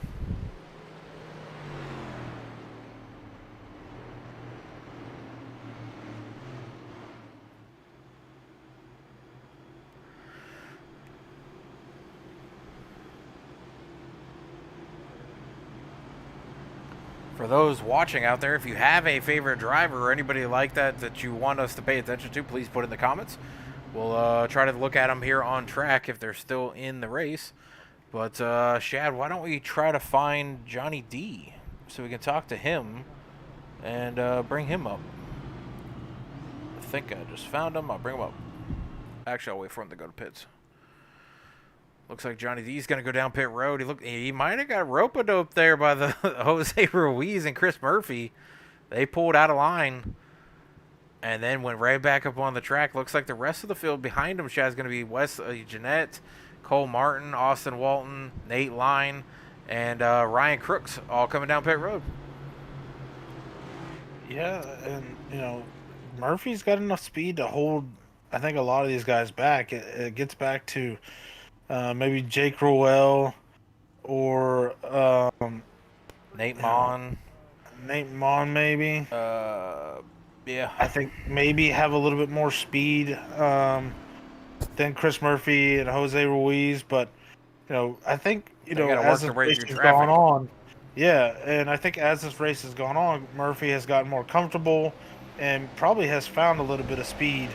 But either way, he's avoided the chaos, kept the car clean, and is probably one of the few guys left in the field, knock on wood, that has that fast repair still in the bank. Well, let's bring him up and talk to him. Murphy, you got a copy of this? Is Watson Cadillac in the booth? Yeah, I got you. All right. You know what we're going to ask here. We've got 33 laps to go. Do you think you can make it to the end here without being involved in one of these incidents that have been coming and going constantly throughout this race? Well, I've been involved in two, so I think the third one's the charm, right? So I'm not holding out hope here. I know I have enough fuel. My only concern is I don't have a lot of pace.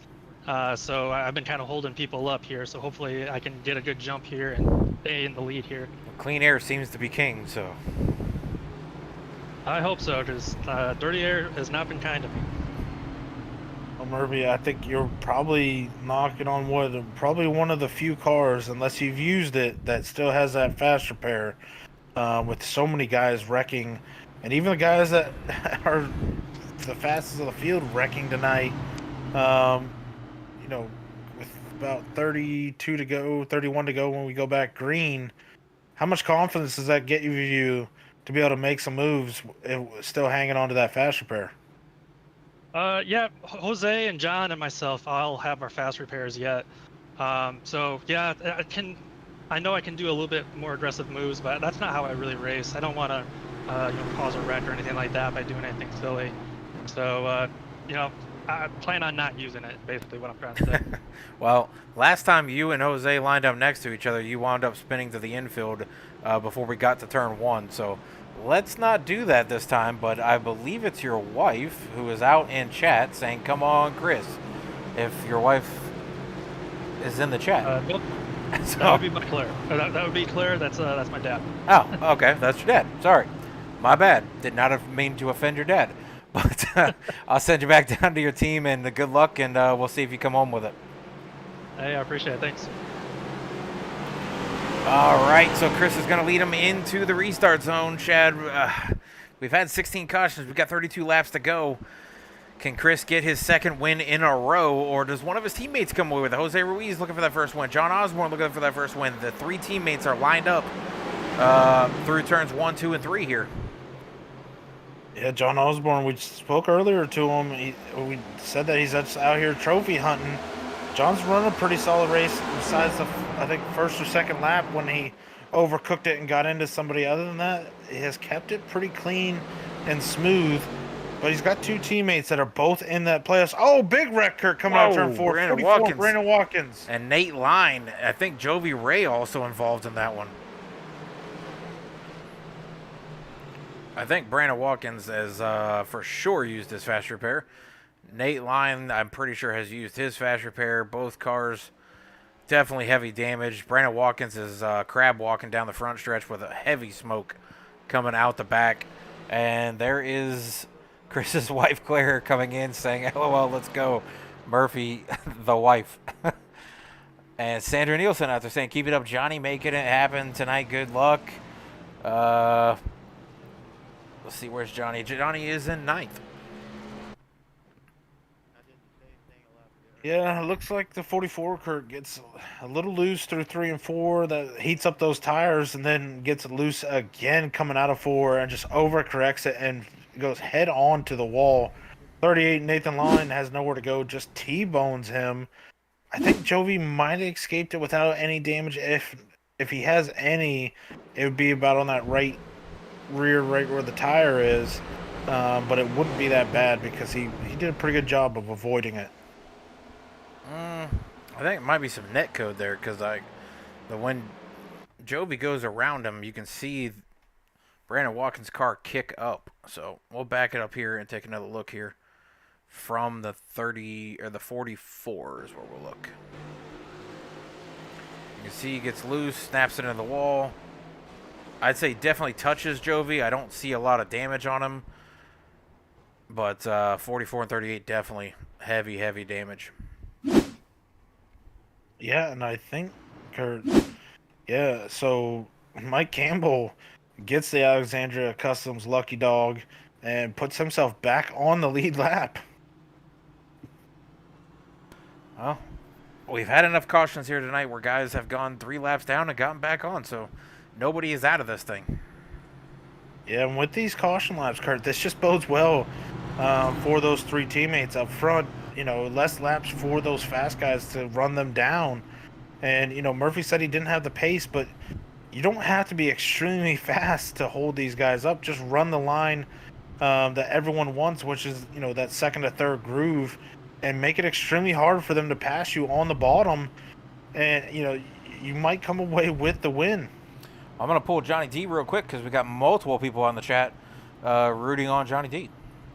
Johnny D, you got a copy of this of SWATs and Shadowlike in the booth. Yes, sir. I got you guys. All right, How's buddy. it going? It's quite entertaining up here. I'm sure it's not as fun for you as in the driver's seat, but you have a ton of people out here in the chat, including your mom, your grandmother, and I believe a couple others out here rooting for you. Just wanted to bring you up in the booth so they could hear you talking here. But how's this race going for you? You were leading some laps there, and now you're towards the middle of the pack, sitting in 9th.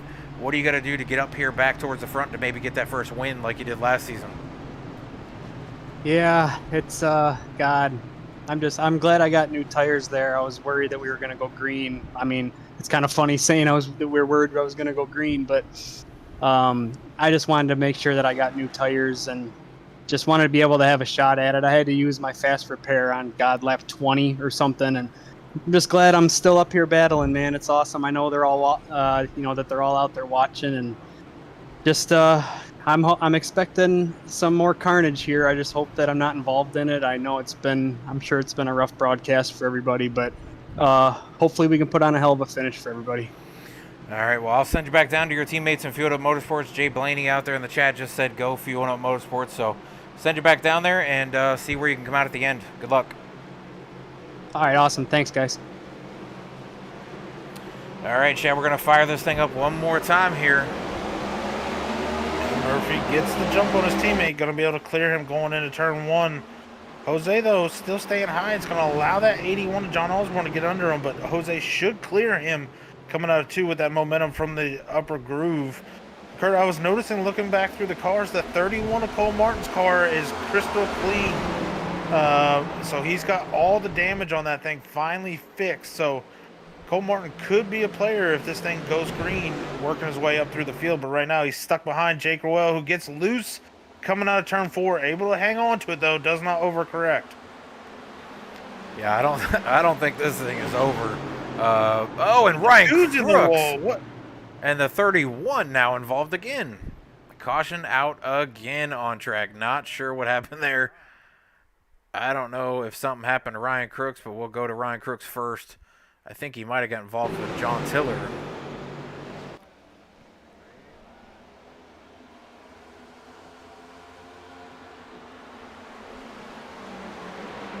I think the 12 brake checked in front of him and it just threw him off his line. And the 31 doesn't look like he has a whole lot. Looks like he just spun around there.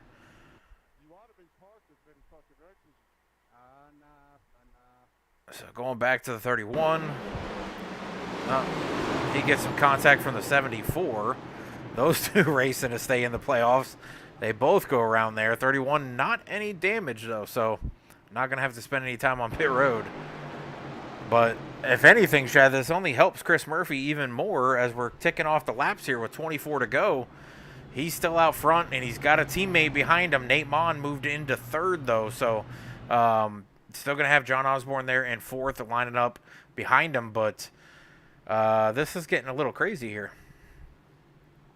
Yeah, like I said, I would just stay out because these cautions keep coming out. It limits how much time those faster guys have to run you down, and not to mention they keep wrecking one another. So Ryan Crooks, we've seen it, multiple mistakes tonight, but he does have those points that he had coming into tonight, plus he did win the stage. So Ryan Crooks able to make a little bit more aggressive moves, but unfortunately right there he just drove it in too deep, couldn't hold the bottom at all, made the 88 go up the track.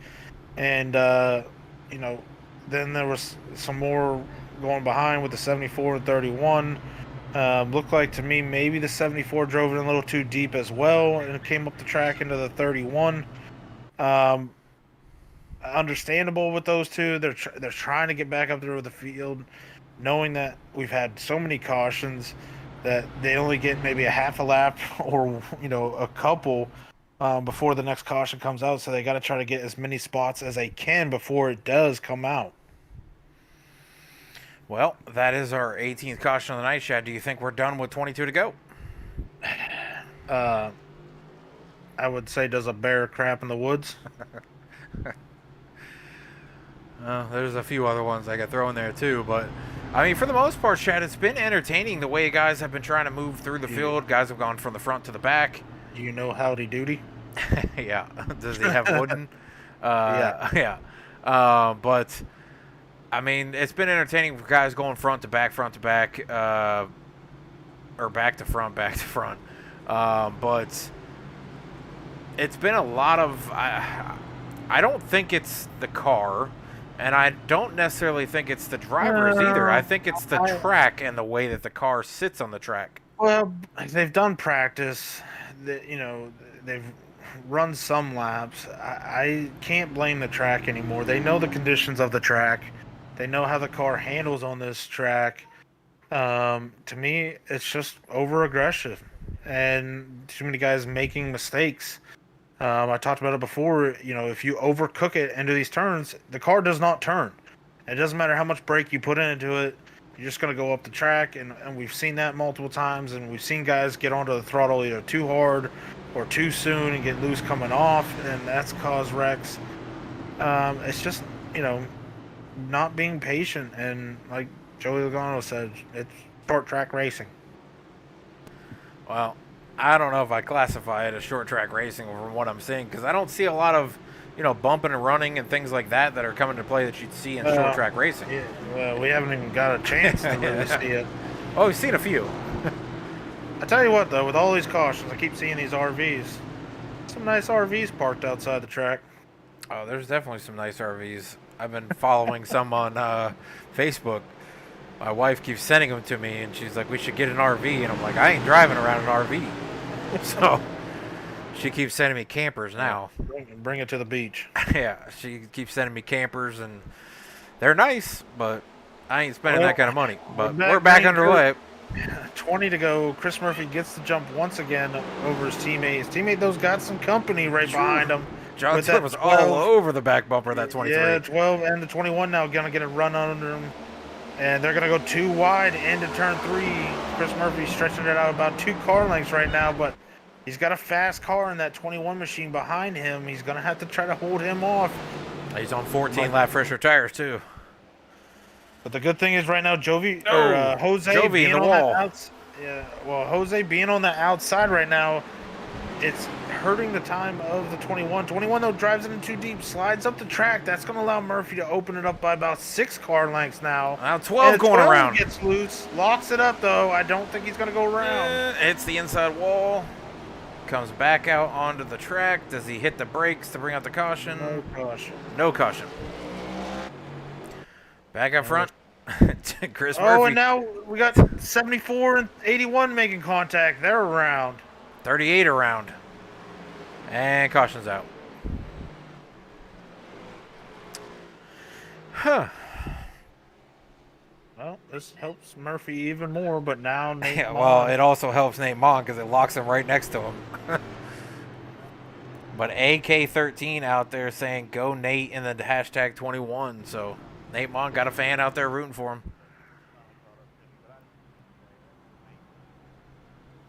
Yeah, I think Chris was probably better off without the caution check because he was out in front of Nate by a couple cars.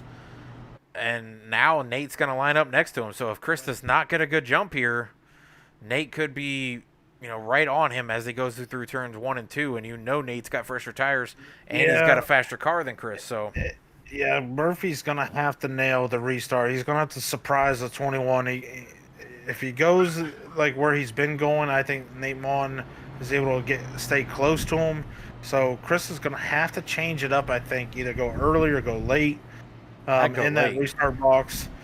Yeah, and I'd go late so that he doesn't have as much run down the front stretch into turn 3 or turn 1 and 2. Yeah, and he's got to hope that his teammate Jose stays to the inside of Nate Mon and those two get the battling, and maybe he could stretch it back out. But we're gonna go back green with about 14 to go. Somewhere right around there.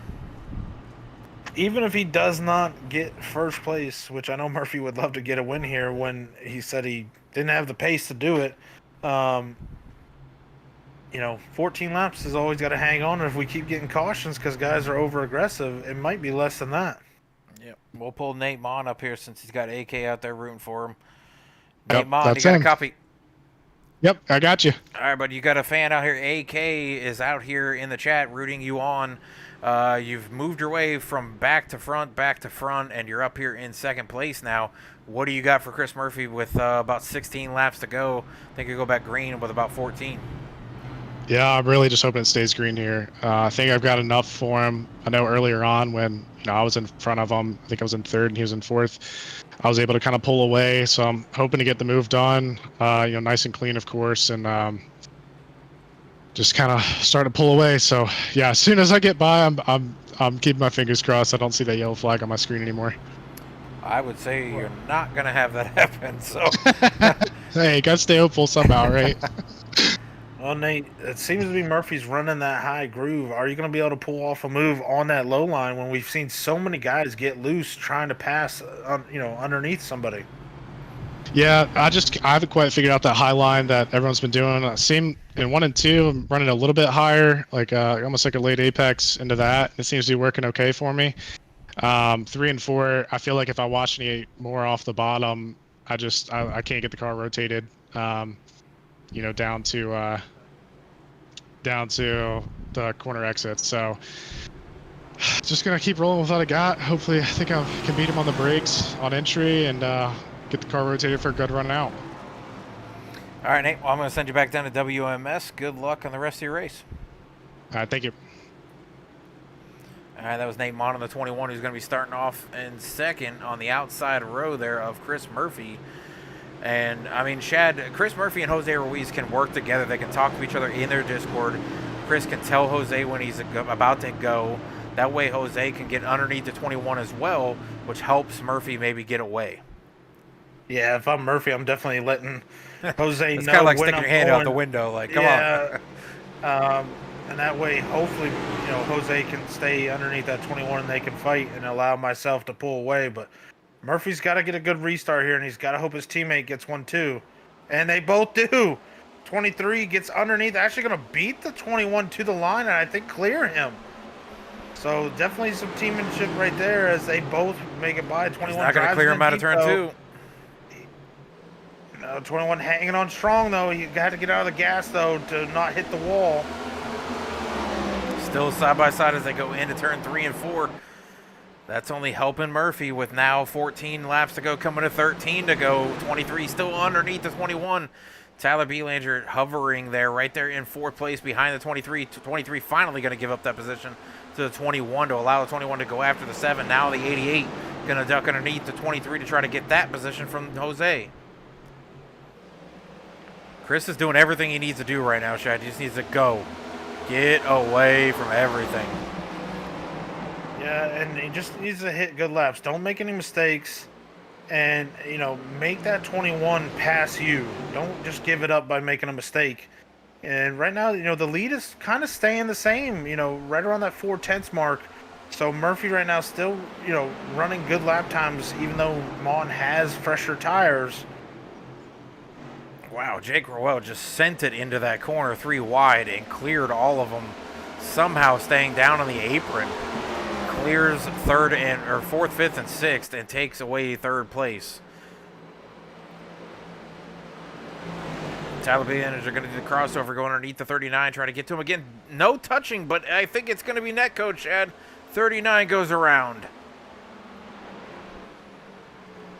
And that helps Murphy because Mon was starting to close the gap a little bit there. It looks like it takes Mon about 3 or 4 laps to get in close to him. It doesn't look like Belanger touched Welshad as I was on this fight. I didn't see any contact. It looked like it was maybe netcode by about 3 feet. I'd say about it's half a 6 foot. inches. Yeah.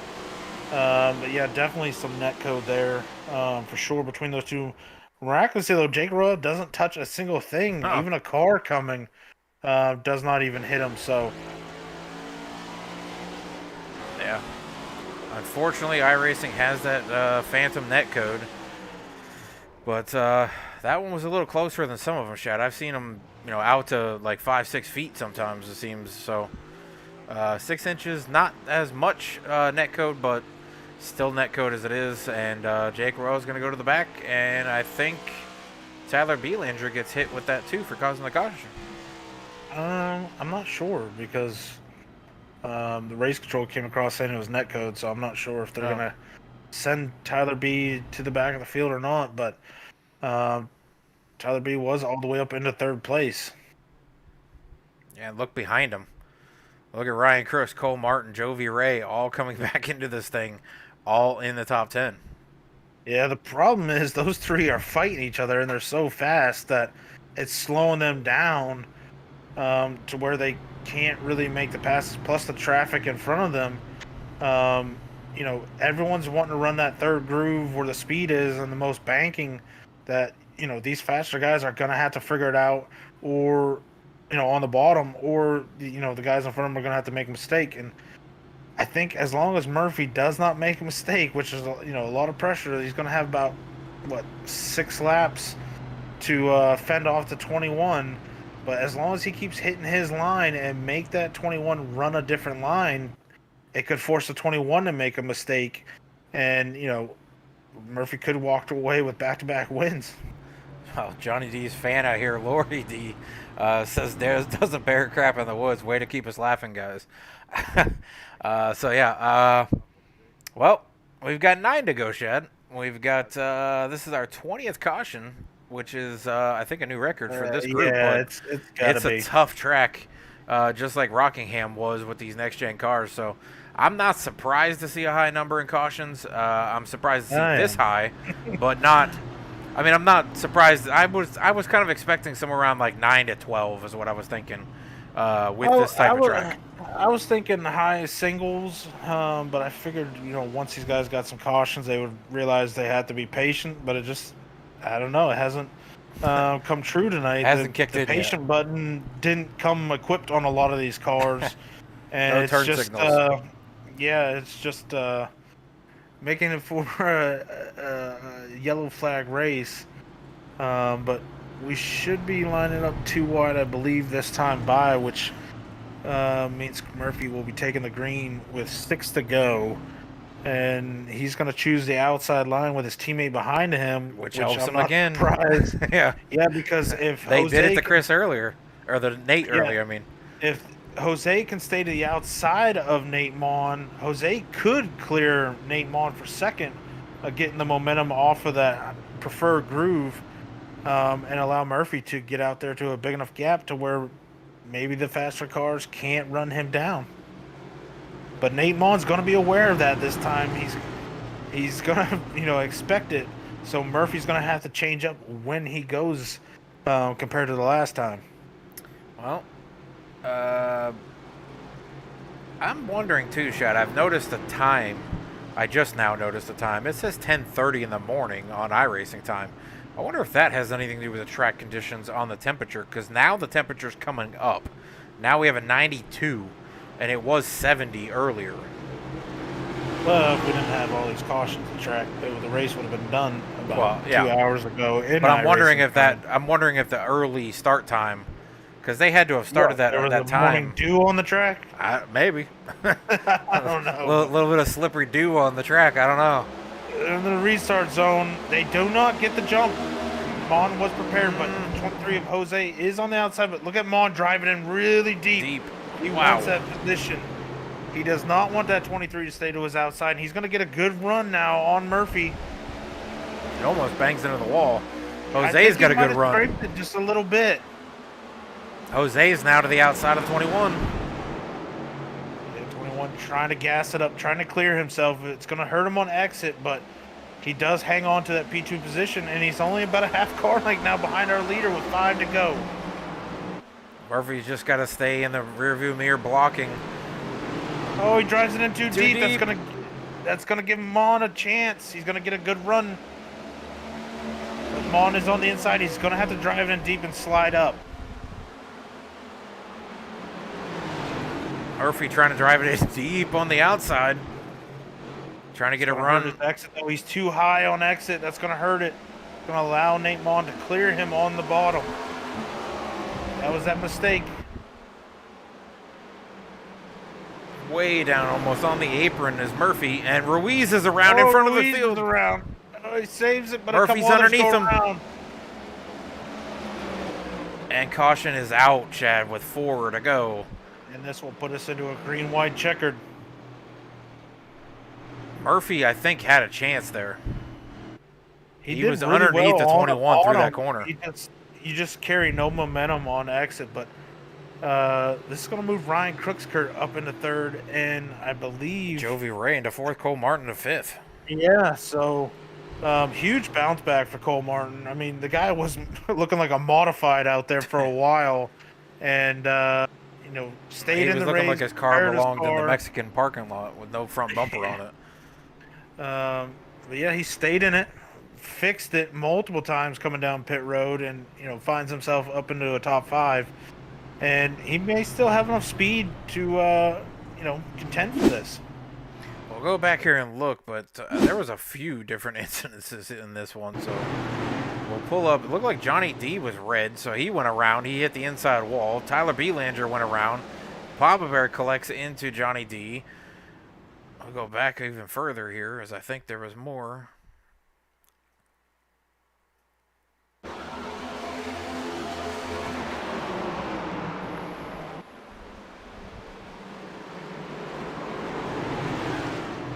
So you see Jose get loose, taps the 2, hits the 42. Jose comes out clean. Belanger goes around, and we're going to have another caution with another restart.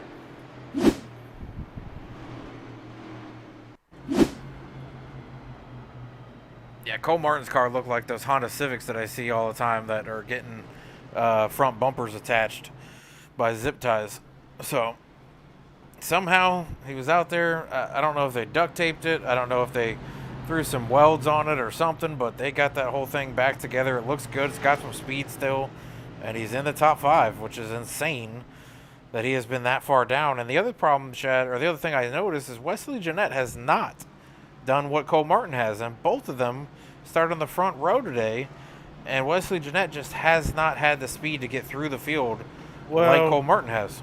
Wesley has gotten caught up in a couple of these wrecks. I don't think he's gotten much damage, but he's been back there to where either he had to slow down or he, spun out, trying to avoid it. And I think that's why he's still mired in the pack, to where Cole Martin has avoided him at least, and has worked his way back up to where Wesley's still hanging out. But Kurt, we're gonna have a green-white checker, Nate Mon on fresher tires, but Ryan Crooks is right there too on fresher tires with Jovi Ray and Cole Martin. And Ryan's got nothing to lose because he's pretty much locked in to go to next week and have a pretty safe race. So does Ryan come out here and try to get his 7th win of the season? I think he does, but you don't want to wreck anyone doing it, because you don't want to make enemies that could hurt you next week or possibly into the championship race.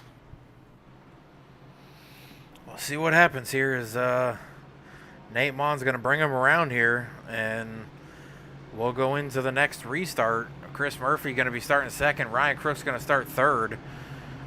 Jovi Ray going to start 4th. That is a teammate of Nate Mon's, so they could do the team strategy call like Murphy and Ruiz did.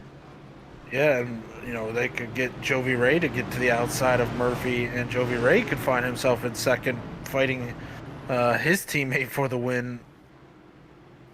I'm just now looking. The front 6 are all playoff drivers.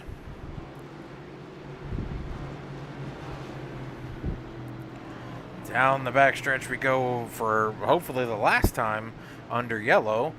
Following the pace car in. Pace car is going to wind up ducking down, and Nate Mon's going to lead him into the restart zone. Chris Murphy going to have to get on it, Chad. He's on older tires. Spinning the tire could be a problem here.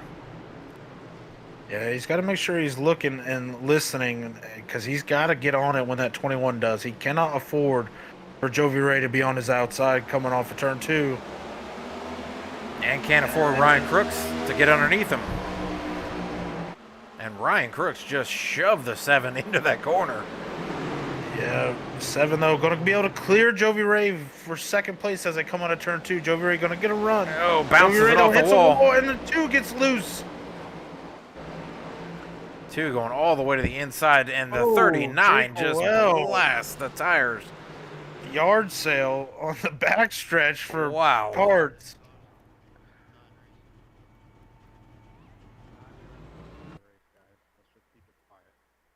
Wow. We'll back it up here and take a look from Jake Rowell's cockpit view. Yeah, because This is pretty bad. If you got kids watching, turn them away from this. Just blam. Wow. That was a heavy hit. And there was a few others involved in this. We'll back this up and go to the other view so we can see what happened here. But I mean, Ryan Crooks was all over the back of the 7, pushing him and shoving him down that front stretch to make sure that he cleared Jovi.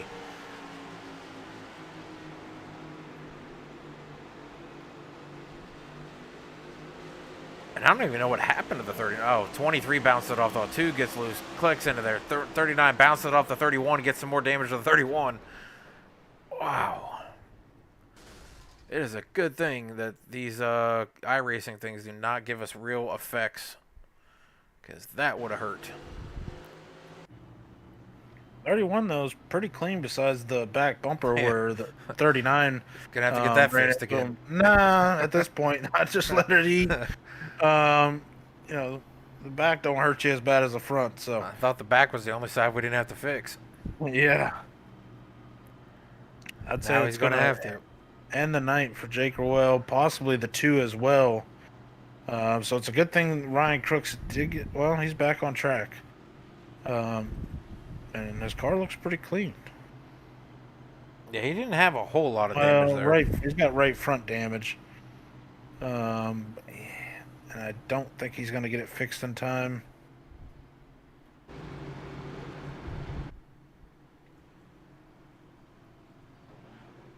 He might beat him out. Barely beat the pace car.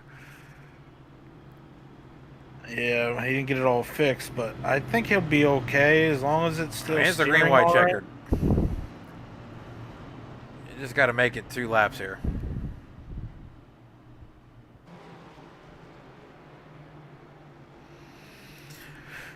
But look out front, Chad. Cole Martin, top 4. Somehow, I don't know how he's done it. I give the award of attrition to Cole Martin. Yeah, and I now don't. which line does Nate Mon choose? Because now he's got 2 buddies that are 3rd and 4th. Whichever one he goes, if he goes to the high line, it's going to give Cole Martin an advantage. If he goes to the low line, that'll give Jovi the advantage. But Jovi will be on the inside, and probably having a hard time to make a pass there. But it looks like Nate is going to take the top, so that will give Cole Martin the advantage. Can Cole Martin get to the outside of Chris Murphy and clear himself coming off of turn 2? Yeah, but those 3 are in the same lobby, or same Discord. So when Jovi hears Nate tell Cole, "I'm going," Well, if he does, I think if I'm Nate, I don't think he's going to tell him now because Cole Martin, was fastest in practice, qualified on the pole, and I don't think you want to give him and any he's kind of on a chance vengeance. yeah, I don't think you want to give him any shot at being behind you coming to the end of this race.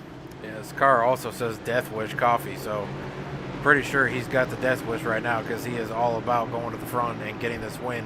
With as much stuff as he's had to go through, I think he's been in at least 6 of the incidents here. It might be 7 now with that back bumper that he just got banged in. So pace car is going to duck on down hopefully one more time, and we'll come into the restart zone with Nate Mon and Chris Murphy on the inside.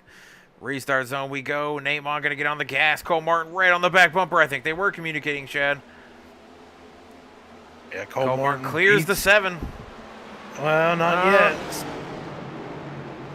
He might now that Murphy went down the Still inside. haven't cleared him. Murphy hanging on strong on that inside line, better than anyone else I've seen so far. Still on the inside of that 31 right now. Jovi going to try to get to the outside. Jovi not going to get there. White flag going to be in the air. Oh, and another car goes around. No caution. John Tiller. The 88 of Tyler B around as well. Yeah, they're on the front stretch. White flag was in the air. We're on 1 to go, so when they come back around to the end. The race to the finish. Nate Mon in front. Cole Martin trying to get there. Coming out of turn 3 and 4. Can he make the pass? Not going to get it. Get to the line, and Nate Mon wins again at New Hampshire.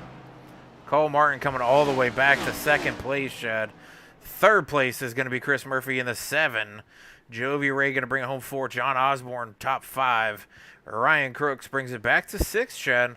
With all that damage that he had from that last incident, Austin Walton going to finish 7th. Nate Line, 8th. Jose Ruiz gets the top 10. Mr. Silent Assassin, always collecting top 10s. Wesley Jeanette battling gets back 10th. into top 10. Tyler Belanger, I think, is going to be the worst one on this one, Shaq, getting the 12th, but he did get the stage points, which is what really matters in this league. With having that stage break, it definitely matters. So we'll go to Nate Mon for the burnout and come on back.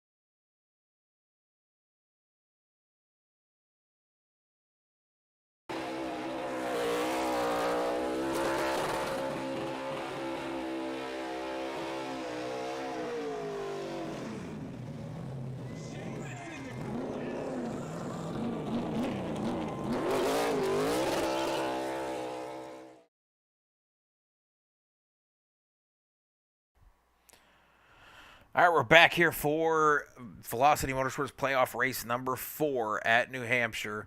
And we've got the top three finishers into the booth now with the winner in the 21 Sun Drop Machine, Nate Mon, coming home tonight with a win. Nate, I believe this is your 3rd win of the season. You are a playoff driver. This definitely secures you in hopes of basically showing up next week and not having too bad of a race to make it into the Final 4. What was it about tonight's race that you were able to go from the back to the front to get into this final spot to get the win and go underneath Chris? Yeah, I don't even know. I just felt like I was just carried a little bit more speed on the entry and able to kind of snowball that into the exit speed all night. Even there in the back, definitely made it a lot easier. Towards the front to do that. Just not as much too wide fighting. That definitely was tough in the middle of the race, fighting through the pack. But yeah, I'm not even sure. I think Jovi and I and Jake, we stayed out that one time, and almost everyone came in, and we kind of realized we may have screwed ourselves there. But it ended up working out with the way the cautions went and being able to move up through the field between those cautions. And yeah, I mean, we're P1. Well, Nate, we knew you had fresher tires than the leader. You're able to work your way up with those cautions, like you said.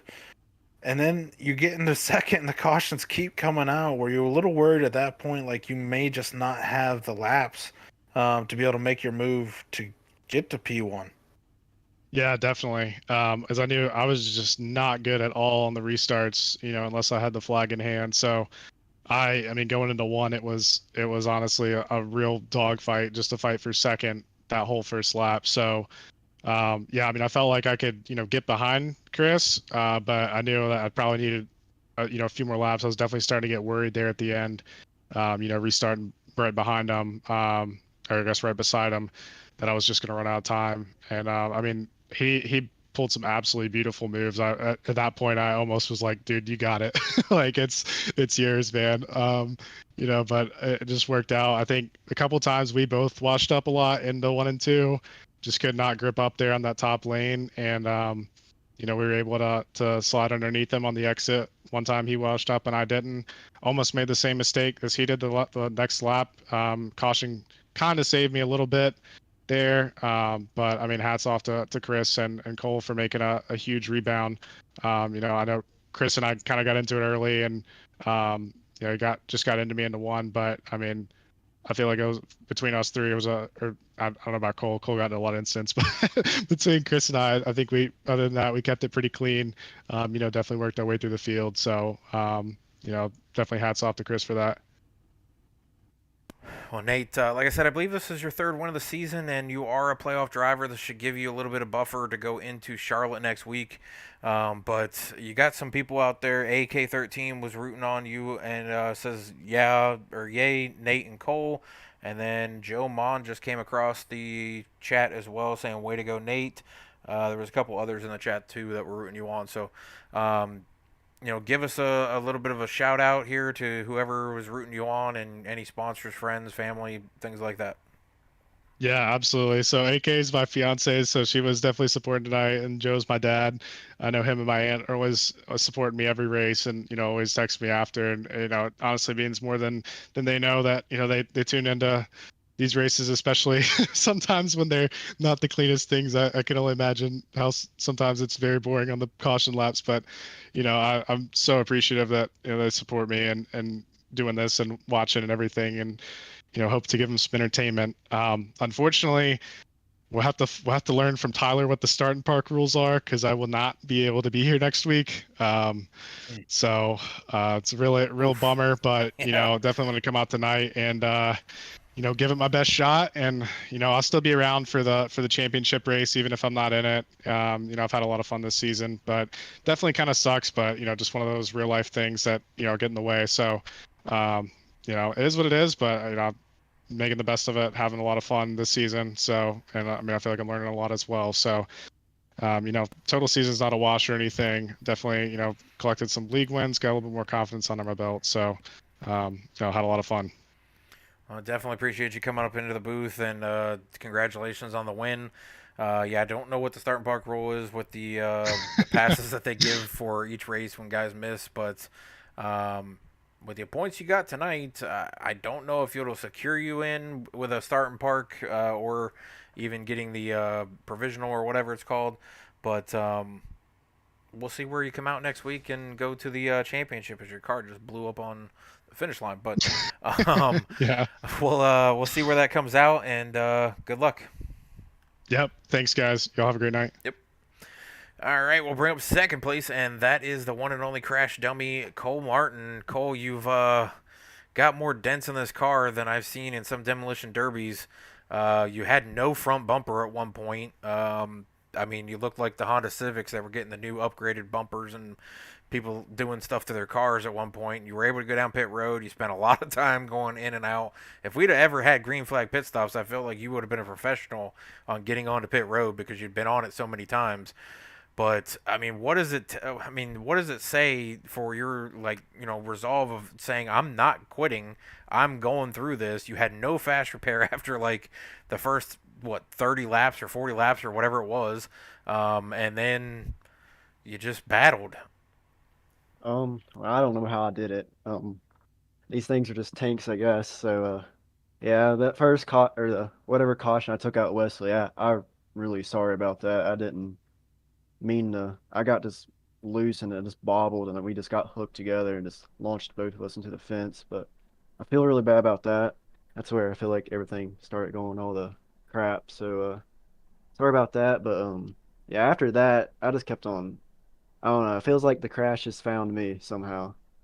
Um, kept on. I got hit a couple times, and then wrecks happened in front of me, just trying to dodge them, not being able to. I think at one point I had about 9 minutes of damage, and then probably like 3 minutes added on to that, so probably like 12 minutes in total. Got all that repaired, and just slowly started working my way up, trying to stay in the lead lap on the pit stops, and yeah, people just kept on wrecking, and I just kept on picking them off.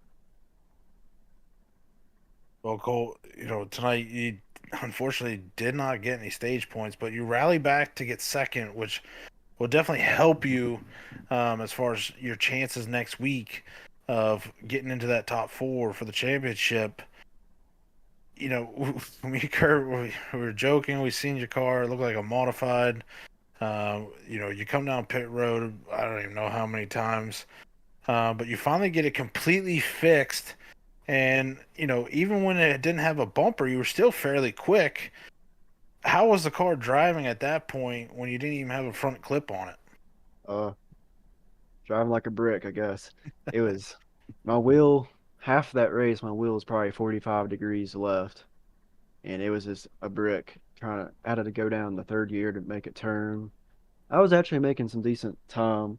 I think I could get in the top 10, that's about it. But yeah, just after I repaired all the damage, it was like a brand new car, I guess. I mean, I don't know how that happened, but yeah, it wasn't too good, but I mean, I just made it work and just stayed in it. I know Wesley was there with me too. Me and him were beside each other the whole race, in the back and the front. I don't know where he ended up, but he came down pit road with me multiple times repairing damage, and yeah. Well, you definitely look like a pinball out there. I mean, your car's got the sponsored Death Wish coffee on it, and I don't know if you had a Death Wish or not, but you'd have been in some heavy hits there. I mean, you even got it completely repaired after all that time, and then got smashed in the back bumper at one point. So Yeah. it just seemed like anytime somebody spun, you were there. I think you made up for the count that Chris has with as many cautions as he's been involved in the season. I think you just came pretty close to equaling out Yeah, his total yeah, for the same. season. So, I mean, you did it in one race, but Yeah. I mean, you got them all out in one race. You didn't have a whole lot of them before. You won stages. You're still, I would say, a favorite to make it into the top four if you can come out next week and get a stage win and possibly get that first win of the season and get that thing done. But it's going to be a little bit of a climb there with some guys getting stage points. Some guys didn't finish well tonight, so that kind of evens out the points. But any huge shout-outs or big shout-outs for you or anything like that? I know you had several people out there as well with Nate that was rooting you guys on. Yeah, I'd like to thank Nate and Jake and Jovi and Logan for being in the chat, rooting each other on, and I'd like to thank y'all. I'd like to thank Tyler. I know tonight was a rough night, but I think next week will be a lot better. I think it's just this car and track combination just didn't really fit with us. So hopefully, I know next week will be a lot better race and less cautions. But yeah, hopefully I can get into this final four. I know tonight wasn't my proudest moment, but I worked hard for a second place finish. So yeah, I mean, I would be proud about that because you went to the back and you were down pit road, I think, more than the pace car was tonight. So I would definitely be proud of this finish by coming all the way back through the field and getting to second. So I would not hang your head on that. It definitely helps you with the points, makes it up since you didn't get any stage points, which you were right there in 11th. So you were close to getting stage points. I think if we'd have went to the end of the stage instead of having the caution thrown there, I think you would have gotten the top 10 and got some stage points. But we'll see what happens next week at Charlotte. thank y'all. All right, we'll bring up third place, and that is Chris Murphy in the 7 car. Chris, wasn't a really good track for you when we first talked to you in the beginning of the night. You didn't think you were going to have a whole lot of speed here. I think it was even you that came across the chat early in the chat that said somebody sent some talent to the 7 car. If that wasn't you, then somebody out there was messing with you. But you led some laps. You were right there leading. The cautions just kept flying, kept flying. I thought maybe one of those cautions or one of the restarts there, you got away far enough that it was going to be hard for Nate to get to you.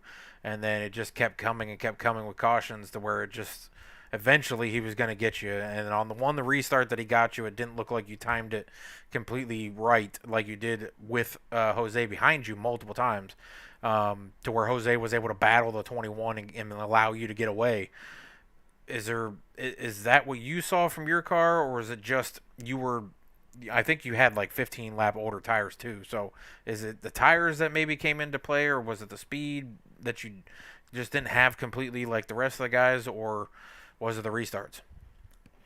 I think the restarts were actually helping me stay up there. I had no talent. Even at the end of the race there, I was just up there because of track position and some pit strategy there. I knew the 21 was going to get me, and the caution flags kept me up there. And I was just hoping that we might have got one more caution, and then that would have kind of sealed the deal there where we wouldn't have enough time because I knew we had a lot better tires. But I was burning up my tires real bad there. And yeah, so I knew I was in trouble once I lost the lead. And then the fact that I'm even in the top 5, let alone the top 3, I just can't believe it. If you would have told me that at the beginning of the race, I would have laughed at you because I would have definitely thought that was not in the cards at all. Yeah, I was just about to make that point. You know, you were saying before the race that you just didn't have the speed to tell the wife to just bring you a couple beers and call it a might night. have brought him a couple. Yeah, and you know, you get stage points, which is huge, especially with only 2 races before the championship 4, and you come home with a podium finish. Obviously, a good night for you. It makes the stress of next week a little less, even though you're still gonna do a little bit of climbing, maybe depending on how the points play out, to get yourself back into the final 4. I guess talk to us a little bit about how your night was working through the field. We seen you kind of in the mid pack. I think I seen you down to like 14th at one point, and then you find yourself up front, leading quite a few laps, getting at least a bonus point for leading the laps. Yeah, it was definitely not because I was fast. It was all pit strategy there. I could not pass anybody to save my soul there. I would get down to the inside and I would just wash up. And unfortunately, I did make a little contact with the 21 and spun him earlier in the race, which sent me to the back. And then I ran out of talent, the little talent that I did have, and spun myself on corner entry. So I don't know. The fact that I was able to kind of just manage my own and I dodge all those wrecks. You know, I think I finished the race with the only contact I had was with Nate Mon, which it's pretty crazy because there was a lot of reds out there, and I think there was a brown pants moment there. I think you caught it on the broadcast early in the race. Where I know what you're I talking about. and once I dodged that one, I was like, well, there goes all my luck. So I'm in the next one, and somehow I dodged it. So I'm getting some luck here, which is good because it's the playoffs, and that's when I really needed it. And hopefully that's I was banking a good karma throughout the regular season for the playoffs here. Well, Chris, if these points are updated, which I believe they are updated on iRacing, you have moved into 4th place in the points. So you are 1 point behind Nate Mon, who has moved to 3rd in the points, and Wesley Jeanette has moved to 5th, 3 points back from you. So Cole has moved to 6th, and he's 6 points back from you. So pretty much 3rd through 8th is pretty close in points. So I don't know if anybody's really safe for next week besides maybe Ryan Crooks, who's out by 23 over Jovi, who is 8 points in front of you. So it's going to be a close one next week. Charlotte is usually a pretty drivable track. It's a draft-heavy track. It's a track that some guys have it down packed.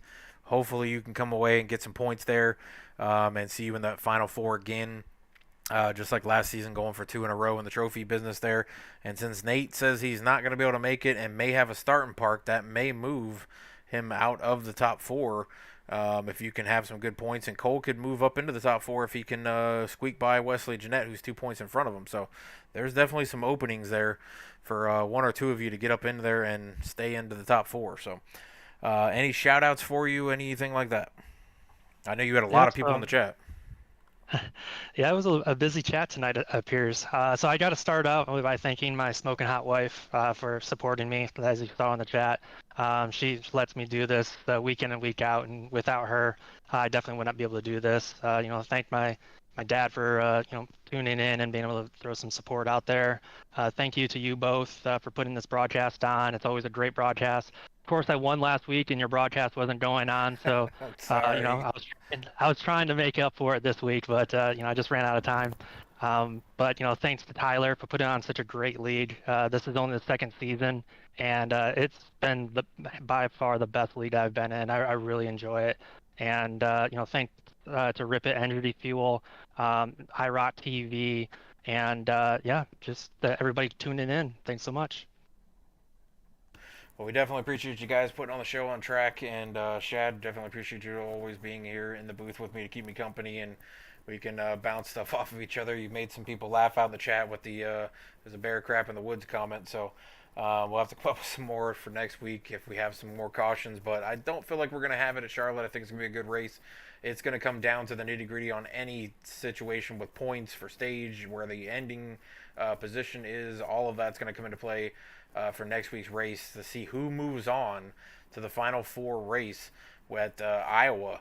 Only 4 drivers will compete for the trophy at the end of the season. Chris Murphy is our last season's champion. He has that trophy next to his rig, going for 2 in a row here, but he's got a tough one with all of these different drivers who are so good around him. And Charlotte is, to me, Shad, it's kind of an even track. I don't think you have to have the best skill to be on Charlotte and still come away with a very good finish, but the guys who know how to drive Charlotte, we'll see them at the front, I'm sure.